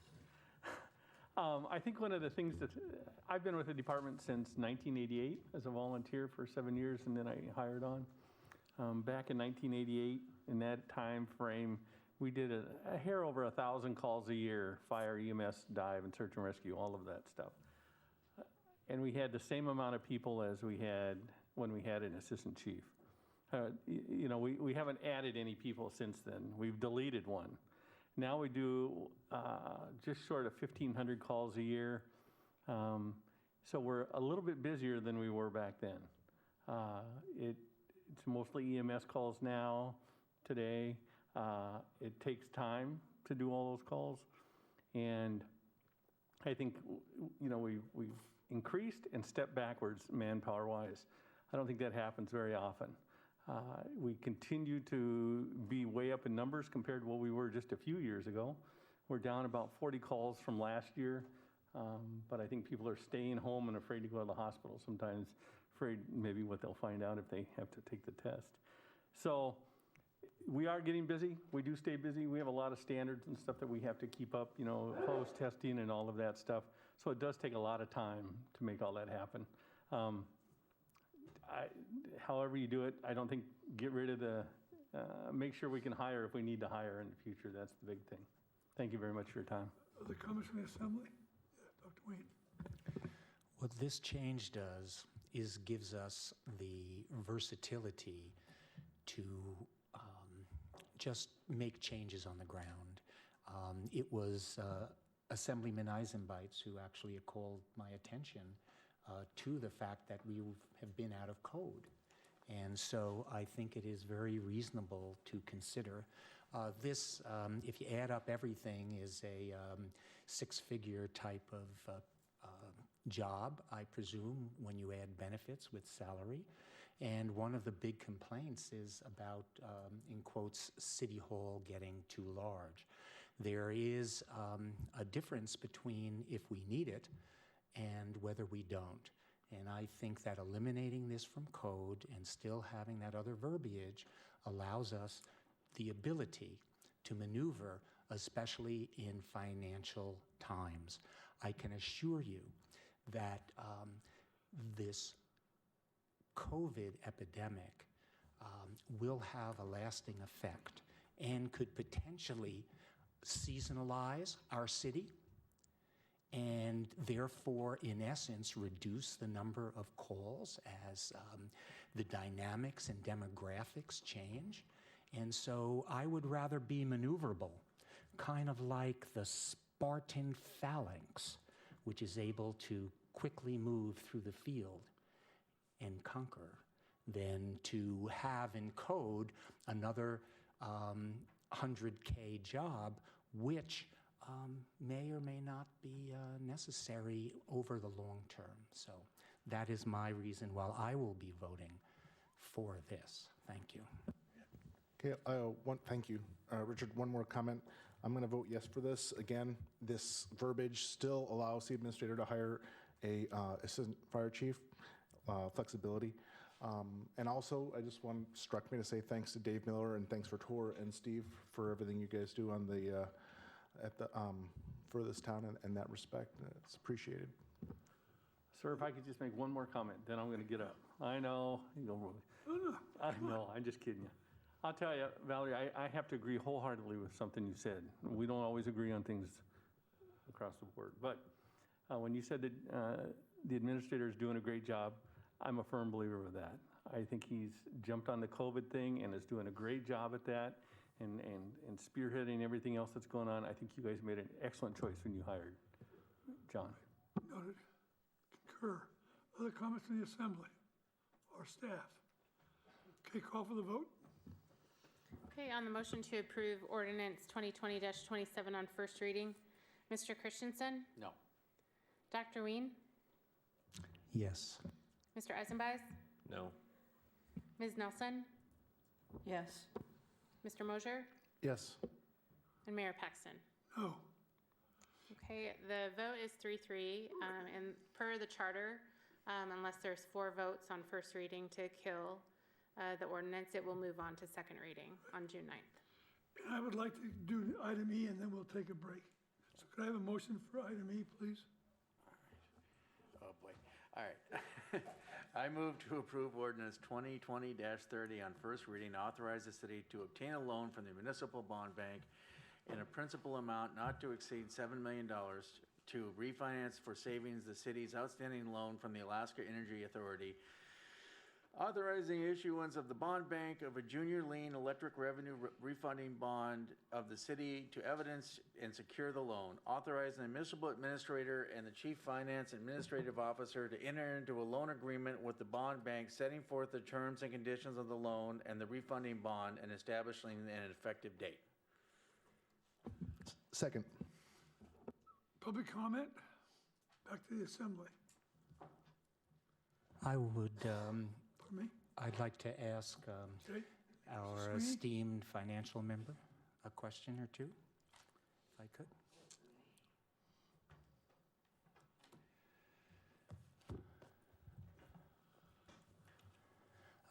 Before I ask you a question, is it appropriate to ask Jay to make a statement or a summary of this Sure. before we begin? Please, Jay. Good evening, Mayor Paxton, Assembly members. Since 1978, the city and borough of Sitka has had a term loan from the Alaska Energy Authority. It was originally entered into as part of the financing for the original Green Lake Dam. The interest rate is 4%, and so up until this point in time, it has not been economically feasible, or at least economic savings for the city and borough to go forward and refinance this loan, because for a long period of time, 4% was a good rate.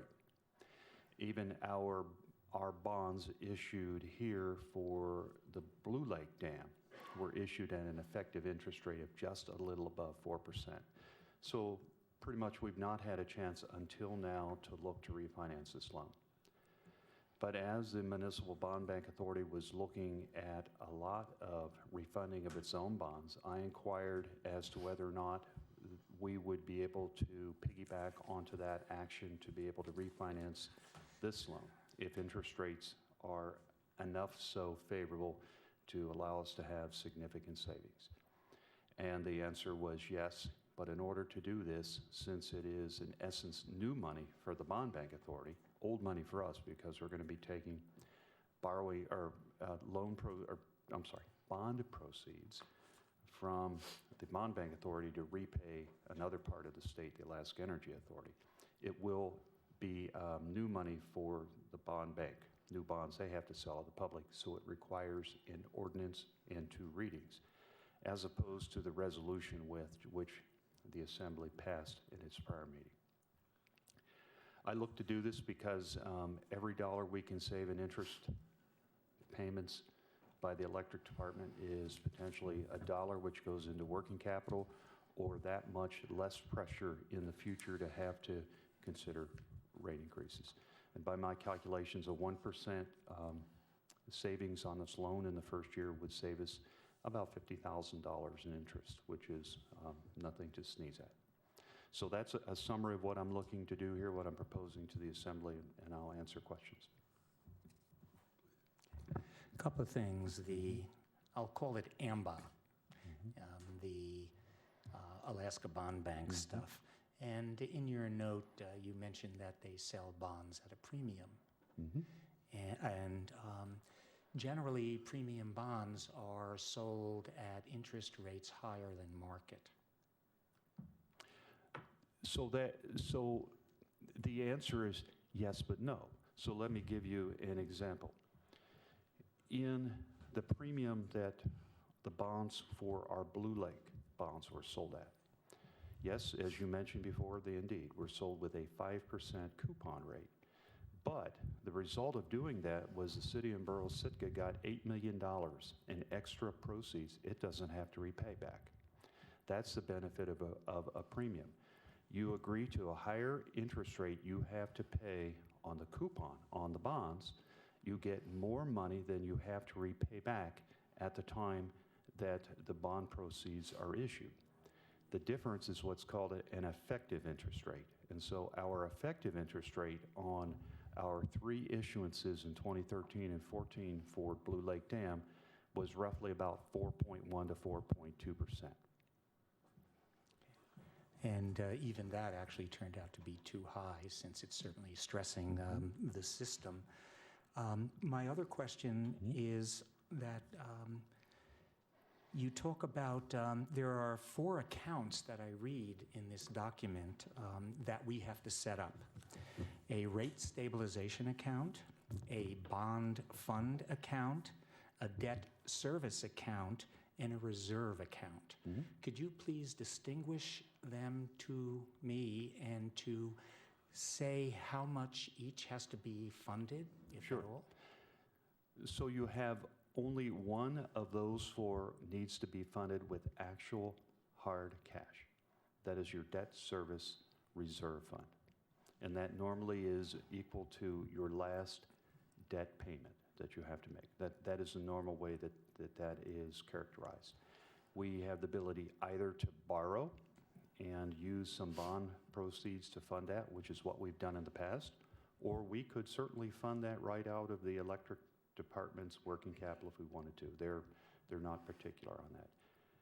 The other 3 are notional accounts, and let me work through those. When you talk about the debt service account, that is an account, and it normally has about $1 in it. And at the time that we're going to make a debt service payment, which will occur twice a year, we wire the money to Bank of New York, which goes into that account, is held for 2 to 3 days, then a debt service is made. So when we're talking about the requirement to have that account is set up with Bank of New York. The rate stabilization account is one we've talked about before. That is a notional account that does not have money in it. It has what I would better characterize as credits. In the rate stabilization fund, if we exceed our rate covenant, which, as I've spoken to before here, is 1.25% of the annual debt service, we're able to take the amount that we exceed that minimum debt service covenant ratio by, and in the form of credits, put those into a rate stabilization fund. then in a year in which we need to utilize those in order to make the minimum ratio, then we're able to expend those credits. But it is not real cash ever placed into a real account. More a notion of credits is the best way to describe it to you.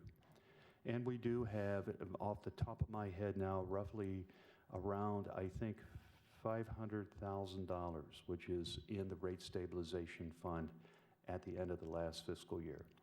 And we do not maintain a rate stabilization fund for each specific bond issuance, but one rate stabilization fund of credits for each fund. So there is a separate rate stabilization fund, for example, in the Harbor Fund, and there's a separate one in the Airport Terminal Fund because they have their own separate bonds.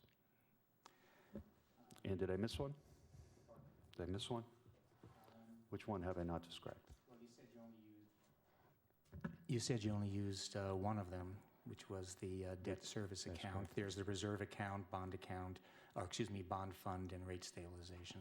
So the bond fund is the electric fund itself. That is what notionally serves as the bond fund. It's of interest, and now this is a side note, that the city is paying the interest rate on the Blue Lake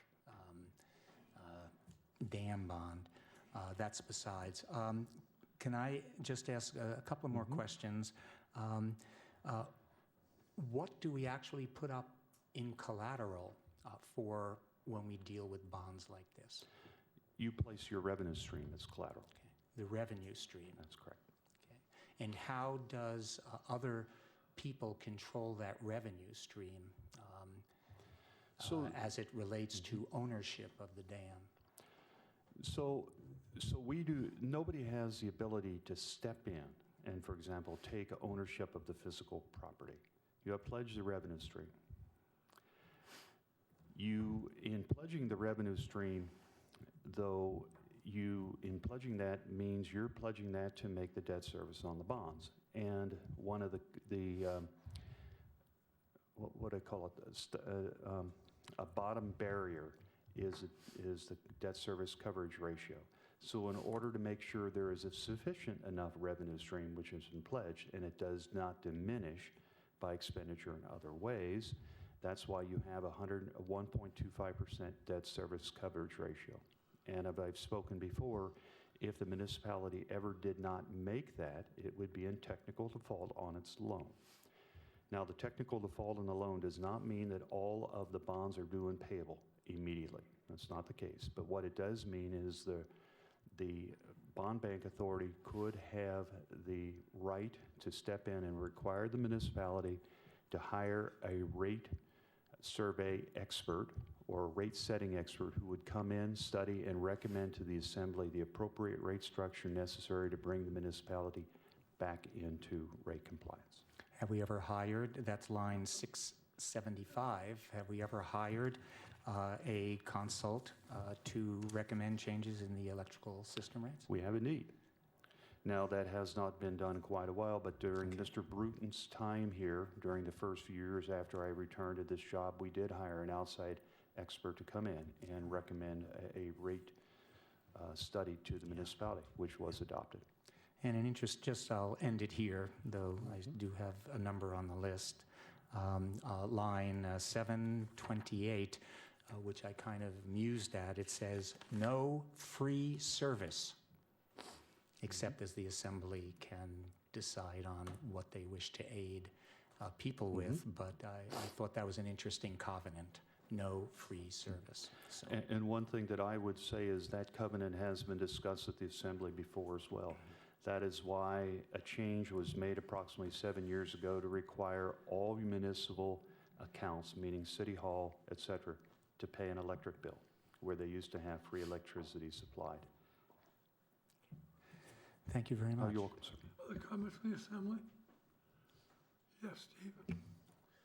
Jay, on this, I'm assuming that there will be some origination type fees and all that. What is our break-even time on this in years? I'm assuming it's going to be.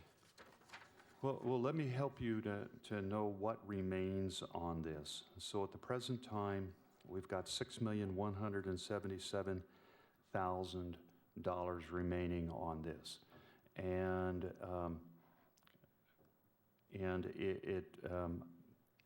it's in my other book, but I think we've got about 10 years left of biannual payments to make.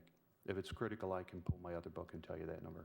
No. So when we refinance, typically there's fees with refinancing. Is that Correct. the case in this? So when we issue bonds through the Bond Bank Authority, we're responsible for paying a portion of the underwriting fee, and we pay our bond counsel. Mm-hmm. And so those amounts have typically been in the low tens of thousands of dollars. Here, we would still have to pay that.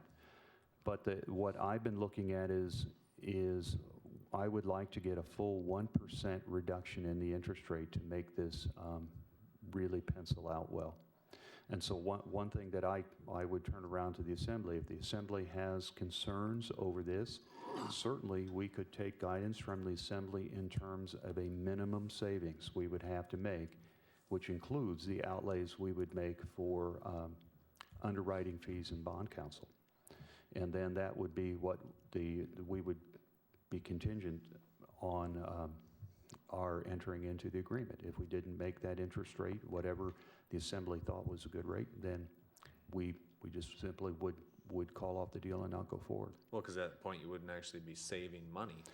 So with the fees that we're going to have to pay, and then the reduction in interest rate that we will get from refinancing, how long will it take for us to break even?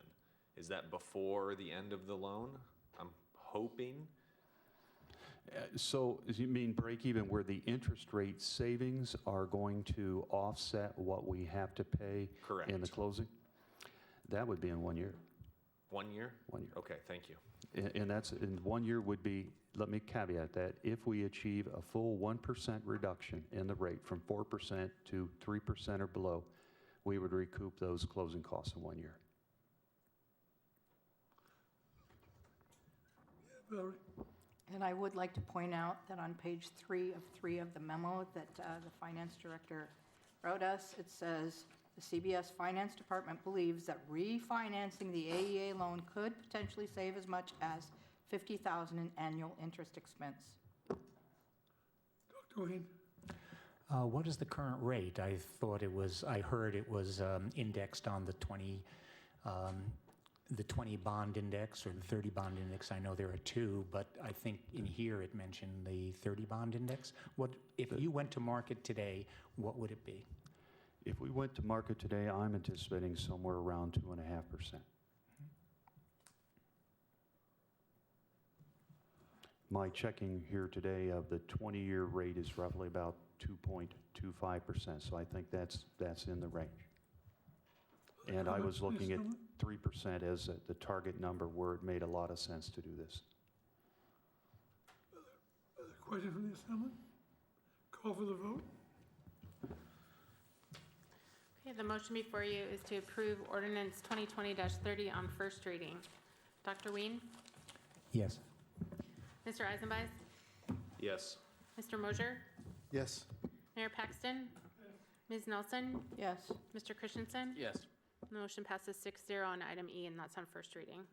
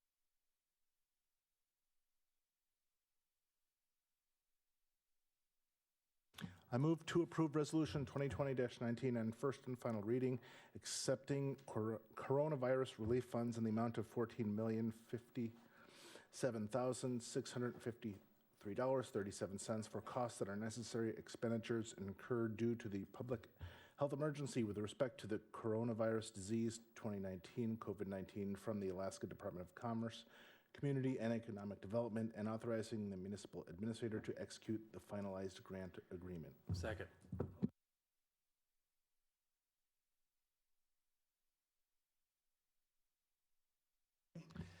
My hand being raised was not because I don't want to receive it. My only comment was for those folks out listening is that it is necessary that the Assembly make ordinance in order to accept it. And the next step is we have to enter into a grant agreement with the state. So this is a necessary first step in receiving the monies. Indeed. But if they want to give us more, I'll be happy. You know, And just as Go a, ahead. as a Sorry. clarification, it's a resolution, not an ordinance. I'm sorry. Thank you for the correction, but it is a necessary first step. Right. and the only thing I would add to this is that we have some fairly strict restrictions on how, I mean, everybody here knows this, but on how we spend this. We can't just spend it on anything we want.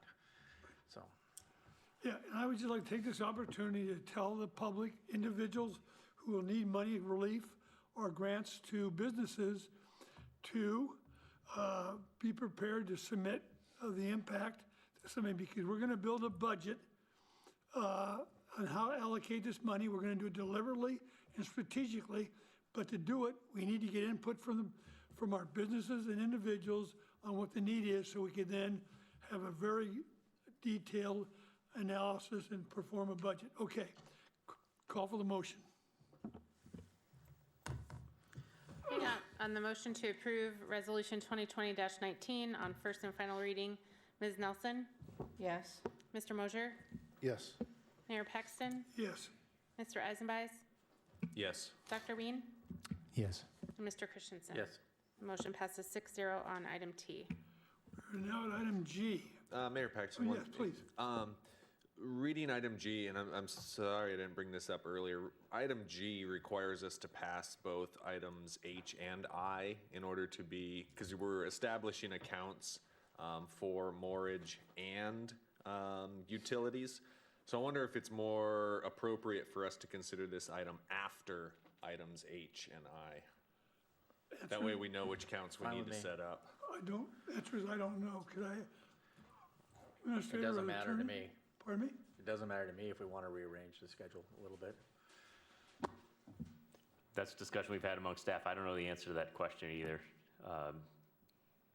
Because we're discussing an ordinance before we've received the funds. So I'm still thinking federal terms with Anti-Deficiency Act, and I'm not sure if Brian can weigh in or not. I guess it Well, wouldn't, both H and I have provisions in it that said that if we receive the funds. So they're made for that conditional approach where you don't implement them unless the funds are received. So I think you actually could put them in this order and not get yourself in trouble. But then G establishes the account with $4.5 million. But if we don't, for instance, if we don't pass item I, we won't need the $4.5 million in that account. I see what you mean. G is for first reading. I think they're all for first reading. We'll know if that we don't pass them. And I just had a question for the administrator. Do we have any anticipation when the first tranche might be coming now that the litigation seems to be moot? I'd like to say May 1st, but that was about 4 weeks ago.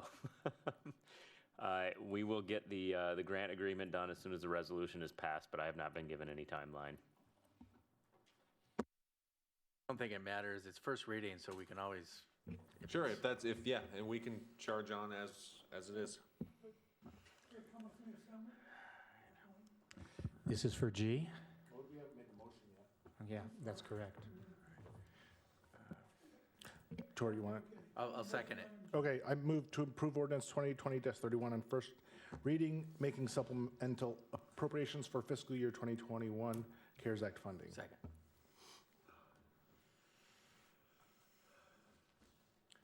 That was the second public comment. Back to the assembly. I don't see any persons to be heard, so I'll speak if the mayor lets me. And my question, I have two questions. And question number one is, there's $4.5 million was chosen. I was wondering if somebody could explain to me how that number was derived? That's exactly what we're talking about, the next two ordinances.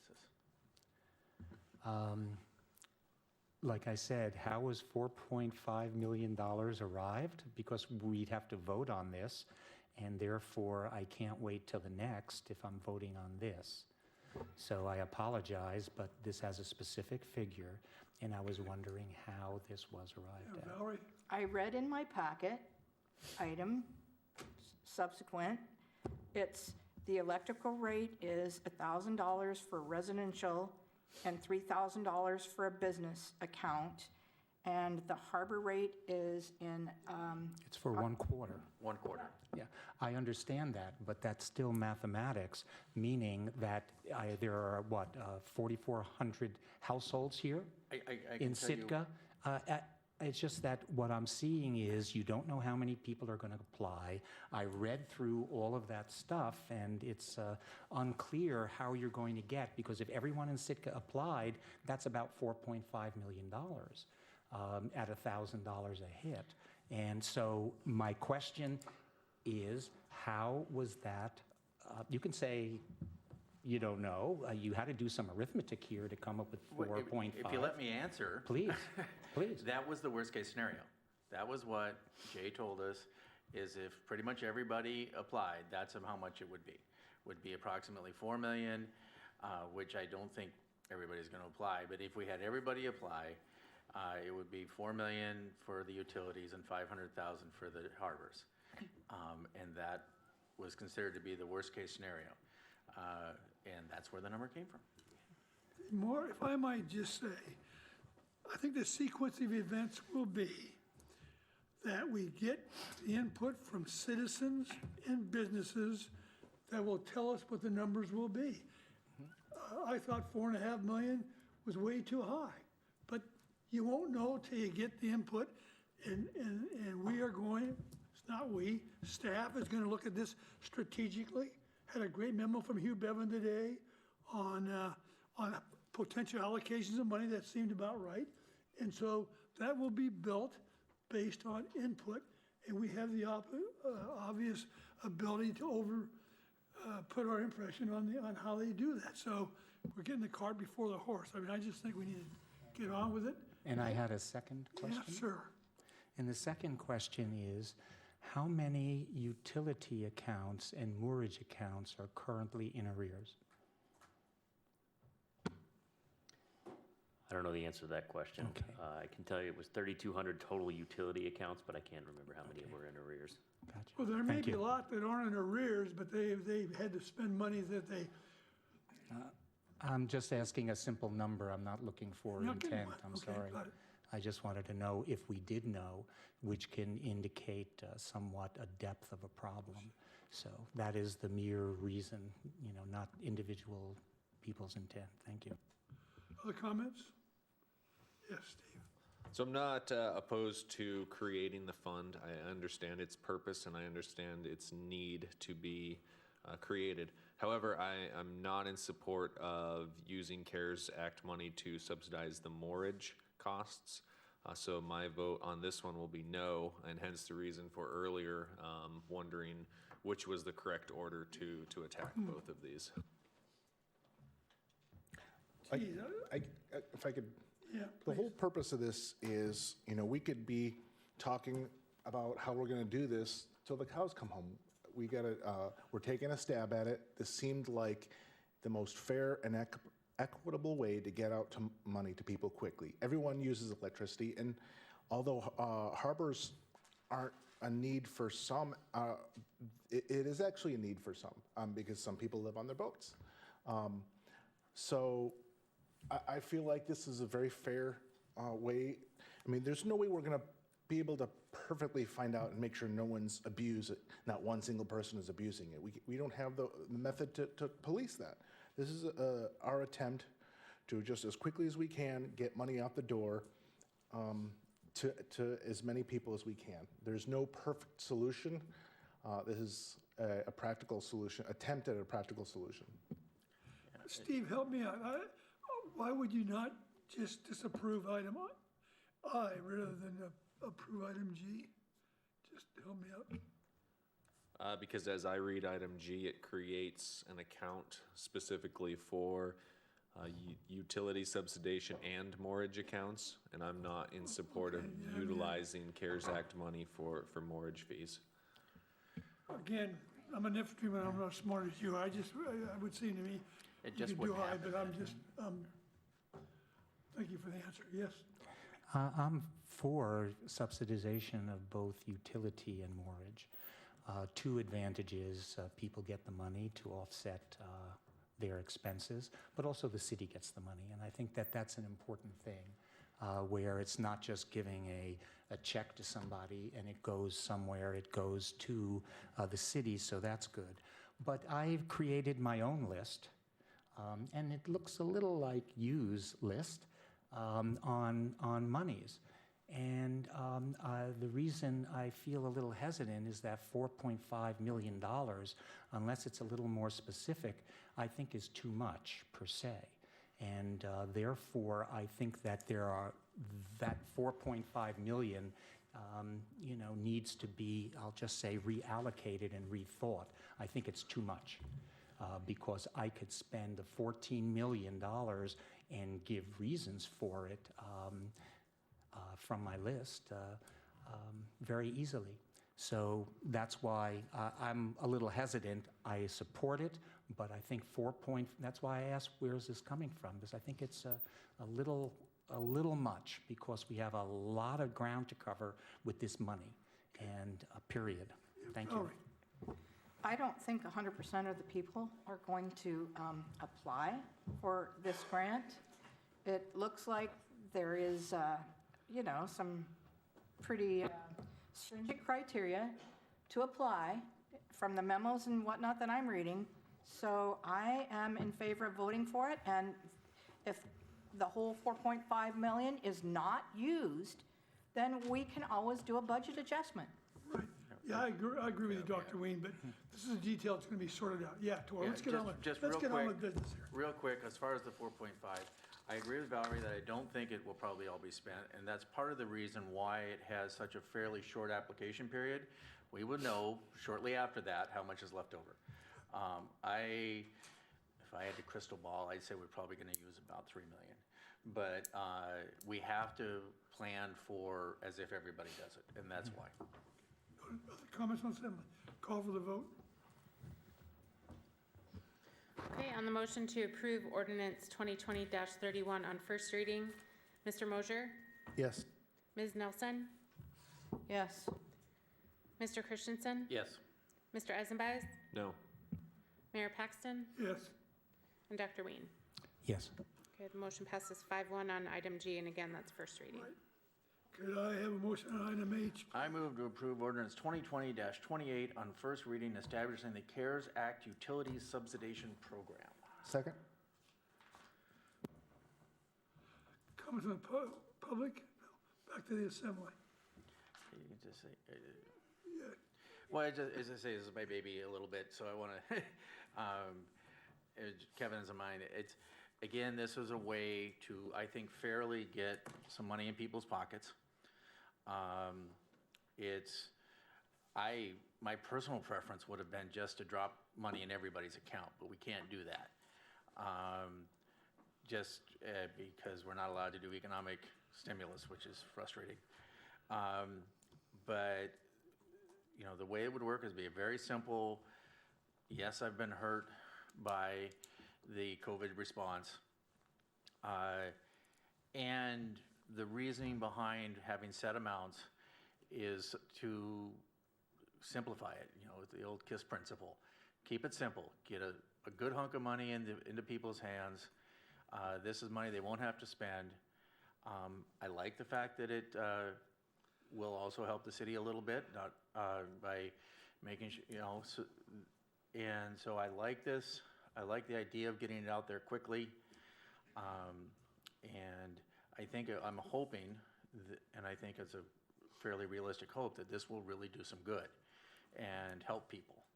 And that's the whole reason why we brought it forward. Dr. Wayne. I am for utility subsidization, and in reading through this, I don't know exactly how it's going to come down. In line 39 and 57, it talks about qualified and meeting certain criteria. I find the qualifying criteria, it doesn't answer the question whether you have to submit documents or just check the box, I have been hurt. But under the section of definitions, which is line 123, it says that such that it has become impossible or difficult to make ends meet and/or any money reserves of the applicant have been and are being significantly depleted. That is what economic hardship is. And I think that's a pretty rough criteria if that is truly it. And how does one certify with that language? I think that that's pretty extraordinary. So I can already... I can tell you that we were almost forced to use that language by the language from the CARES Act. And so a lot of the language on things like that was straight from the CARES Act. And we basically put that in there to keep it legal. Okay. And so I envision a very streamlined process. I'm hoping that we put in a one-page form that we put in with the utility bills, so that people get it and see it and they can apply for it. And also online, but not everybody is comfortable with that. And like I said, I think you'll have a lot of people apply to this, but not everybody by any stretch. But I love the fact that this gets money out to the community, it gets it out there quickly. Valerie. And I think the guidelines were that this is coming in tranches, and the first one has to be completed by, I think, June 30th, which, I mean, this is doable if we pass it, you know, June 9th. I think it can be done, but I would point out that on line 124, where it says household disposal income, I think disposal should be disposable, maybe? Thank you. I think that's just a typo that it can be fixed. I'm sorry, I think the language is very tough. And when the Joint Commission comes into a hospital, they'll walk in and say, give us 30 specific charts between these days. Random, just grab them. If we're audited and we don't have significantly depleted, and they say, well, give us 30 people who applied, my question is, will those individuals, based on this criteria, be able to pass a review? Because part of what we do are we're responsible for making sure things go well. And Mr. Leach, you want to answer that? On the audit standpoint, there is some concern from our auditors on being able to trace the actual needs test, but they haven't given any granularity to what that needs test is going to have to contain. I really think that's an incredibly small risk because, first of all, we are not alone in this. I mean, every community in the United States has something like this. Not only that, but if an administration went after towns the size of Sitka, I have a feeling that that administration would be in such political hot water. I mean, we would be pretty far down the list. And I think a simple, we've been hurt, meets the spirit of the law. And, you know, if you read that, I mean, it said, I've had to use savings to pay bills. Well, there's not very many people right now that aren't saying that. So I'm not too concerned about it. I'm really not concerned about with this because they specifically said in the language that utility subsidization was a permitted use. If we were trying to do something a little less straightforward and a little more creative, we might have a bigger risk. But this is something that I think is probably going to be one of thousands, if not hundreds of thousands of communities use it for this. Yeah. For John and Jay, something to potentially think about here so that we can help work with our businesses that are going to be getting this payment a little bit more potentially. The PPP loan, there is a stipulation in there that up to 25% of it can be used for utility payments and still be forgiven. So if a business has used some of this money or intends to use some of this money to apply to their utilities, perhaps figuring out some way to work with them so that they still have a utility bill due in this next 8-week period that the PPP loan is valid for, so that they can utilize that and receive this credit. As I understand it, this money would go into their account and be there until it's gone. So whether or not it comes out in the next month or 6 months from now, the only real restriction is they can't take it out. And I've spoken with a number of businesses that have gotten no PPP payments, no stimulus, no funds at all. So they weren't as lucky to get in there by hook or crook like everybody else did, and they are hoping that there will be some relief. Thank you. Well, I'm not saying anything against this. I'm simply stating that there is a provision in there, and I'm asking our staff to help work with those who were lucky enough to receive it. Dr. Wayne. I'd also like to read something that's important because people need to know how the monies are being stipulated, and that's where the devil is in the details when you make these applications, as Assemblyman Eisenbeitz had mentioned, because for the state, this is a quote, there is no double dip, though. Any expenses covered by a federal program can't also be covered by a state program. And I think that that's pretty specific language, and therefore things need to be stipulated ahead of time as opposed to getting people in trouble, but actually it's the city in trouble. I gather I've made a mistake all these years and paid my income tax. Why would they be interested in me? But you know what? It works. I would just make the comment that the team that Mr. Leach has put together is a team that I view will have enough wisdom and ability to sort out what is right and what is wrong and be able to take care of this. Other comments from the Assembly? Call for the vote. Okay, on the motion to approve ordinance 2020-28 on first reading, Mr. Eisenbeis? Yes. Mayor Paxton? Yes. Mr. Christensen? Yes. Dr. Ween? Yes. Ms. Nelson? Yes. And Mr. Mosier? Yes. Motion passes 6-0 on item H, and that's on first reading. You do it this time. I move to approve ordinance 2020-29 on first reading, establishing the CARES Act mortgage costs subsidization program. Second. Public comment done at the Assembly. Obviously, we heard that I'm not in support of this as it is right now. A question for perhaps the sponsors or for John here. Are we looking at giving, because to me this affects fishing businesses mainly. Are we looking at giving fishing businesses business grants as well as this mortgage program? That is a possibility, but has not been established yet. As you heard the senator say earlier today, there was $300 million advocated or allocated for in CARES Act for fisheries, and I'm not sure how they're going to be distributing those funds, but I would say our fisheries will be eligible on top of. I'm talking about our, because we have 4 categories right now we're looking at, and one of them is business nonprofit grants. Is a fishing business one that can apply for those grants right now? as I understand it, I think that is likely, yes. Okay, so then my thoughts on this mortgage one, because there is another item on there. Right now it's listed on number 4, but there is a rents, mortgage, and lease section.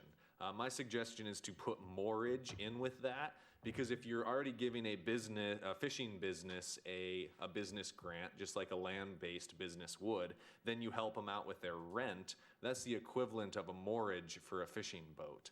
So I think that mortgage could easily be grouped in with the rents, mortgage, and lease.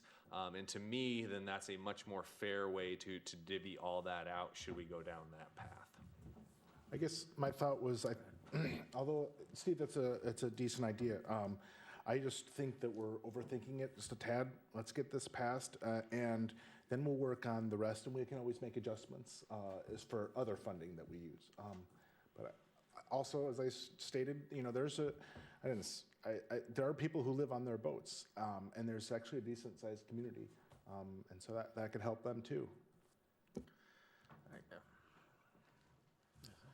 Yes, Tor. Well, so this, obviously, the fishing community was who we initially, probably going to be the biggest benefactor of this, or beneficiary, excuse me, not benefactor.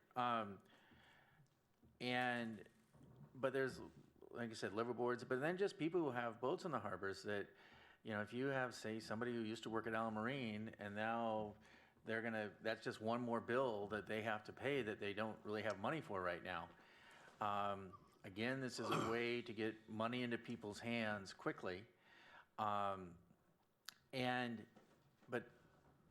the fishing industry has probably been the hardest hit, except for maybe the actual tourism, some of the tourism industry businesses. This isn't going to make anybody whole. This is not going to give anybody, now I want to make as much as I am, as I made last year. This is going to help a little bit. It's not going to make anybody, fix it. It's maybe going to make the difference between them and being able to buy fuel to go out for the King opening if we have one. So, I don't see this, I suspect that our